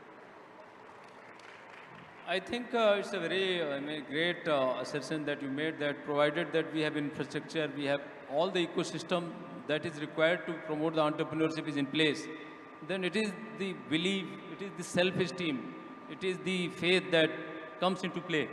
And that makes a lot of difference. And I am very sure that Odisha has got that self-esteem. I mean, this is how Odisha is asserting in the global phenomenon, global platform, that it can make wonders. And that will go a long way in inculcating that faith, that confidence, that self-esteem amongst the startups of Odisha who will take huge strides in time to come. So thank you for your views. Now I will go to Parth Das. I think state your point. Yeah, so I'll not take much of your time. Just very crisply, 3-4 points from my side. One, I believe, is that start with the problem statement you really believe is a big problem. If you don't believe it, don't fake it. I think there are many times people just, in the interest of being a unicorn, or I would say the glory factor attached to being a startup, I think keep dragging things. Just don't do it. You can fool some of the people all the time. You can fool all the people some of the time, but you can't fool all the people all the time, right? So I think that's the first point. So if you really believe it authentically, genuinely, then just pursue that dream and keep slogging. That's first point. Second, I believe as a startup, sometimes ego creeps in terms of what you have started off with. It is very important to realize when to pivot. If it is not working, it's better that you pivot around. And timing of the pivot is also equally important. So that's something I believe that you as a startup, I will give an advice to. Third point, as I was mentioning, exposure and a bit of, let's say, hunger, not just for money, but for knowledge, for solving some problem which is fundamental. That is something which will keep you driving. So just go after that. I just leave it with your thought. Entrepreneurship is sometimes it is extremely glorified, but it is not. 90% of the startups, they fail. 95% of the startups fail within the 3 to 5 years time frame. So my only submission is that if you don't commit to it, don't do it. That's not an encouragement statement, but I think that is an honest advice. Thank you. Thank you, Partha. In fact, it's all about commitment, passion, and belief in your own. The same, Rahul, Partha, both are sounding the same thing. Very thankful to you for your views. Now, Amrinder. Yeah, so I strongly believe if you're in your 20s and just starting out of college, please go work with some startups and sort of learn to see firsthand what they're doing. It's kind of a paid internship, People pay and tell you how hard they're working, how difficult those problems are. So early 20s, go work for a startup till you feel you are ready, and then start. And for everyone else, I think we should all buy products and services from startups. Let's not just support them with our words, but let's just support them with a wallet. Because, I think startups more than funding require paying customers and believers, because that's the fastest way to know whether you're adding value. Or, and then, for a lot of them, funding is just a way to convince customers to come and buy these products and services. I think as audience and as people who really want to create this ecosystem, we'll all do fabulously well if we sort of keep buying products and services from startups. We anyway buy a lot of junk that we don't use. I think some of that money diverted to startups out of sheer goodwill and belief is going to do those young kids a ton of good. So 20s, go work, maybe 30s, go start, and everyone else, please pay and please buy products and services from startups. Thank you. Thank you, Amrant, for your views. In fact, if you look at the government of Odisha's policy, we had a policy and we are revising it. It is called preferential procurement policy. And once it comes, we'll be able to buy from the startup directly. I think it's a very good idea to create a market connect, to provide a platform. More than funding, it helps them more in case their product and services are bought and procured. I think it's a very great idea. I would say that we have heard from the horse's mouth. They are all leading founders and they have converted successfully their ventures, their ideas into a very strong unicorn or very close to unicorn companies.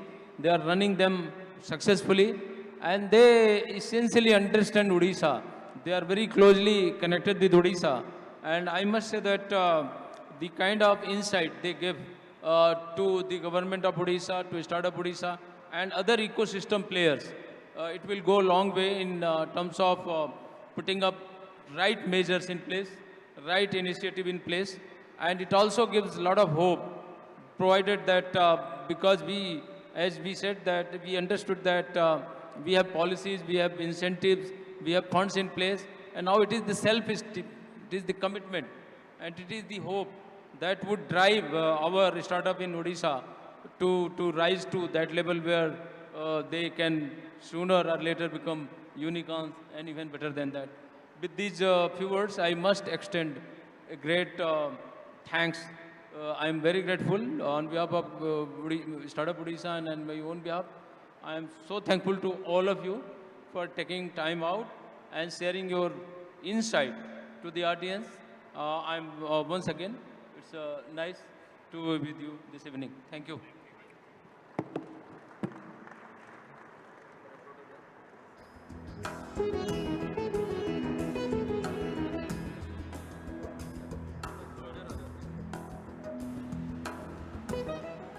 Thank you for that wonderful session. Of course, we would also like to felicitate all our panelists here. So I'll request Dr. Sanjukta Badhai to please join us on stage, Evangelist Startup Odisha, and do the honors.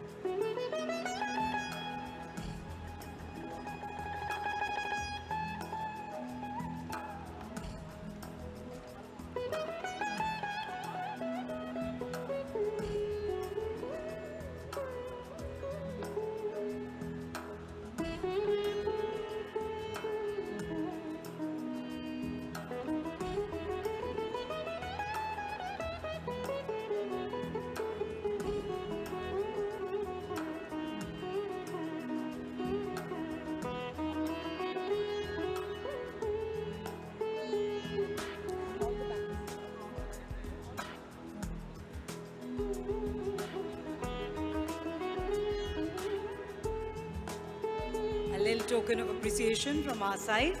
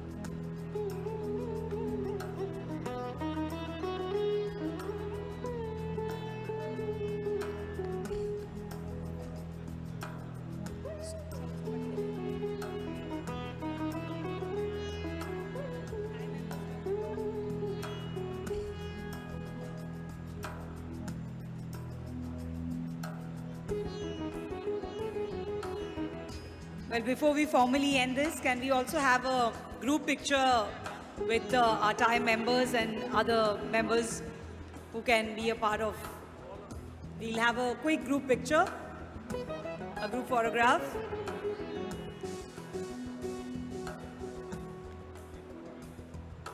From the startup team and the TIE Bhubaneswar team.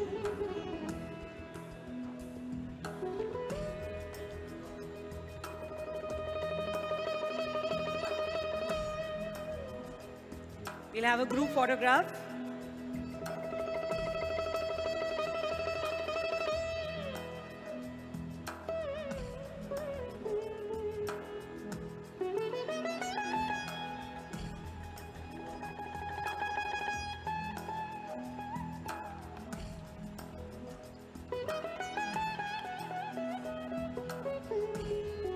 All the members, I request them, please join on stage for a group photograph.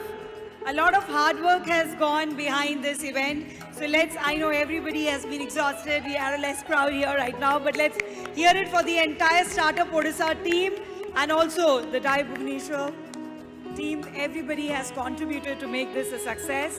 And of course, a big, big thank you to all our young entrepreneurs who made this such a grand success.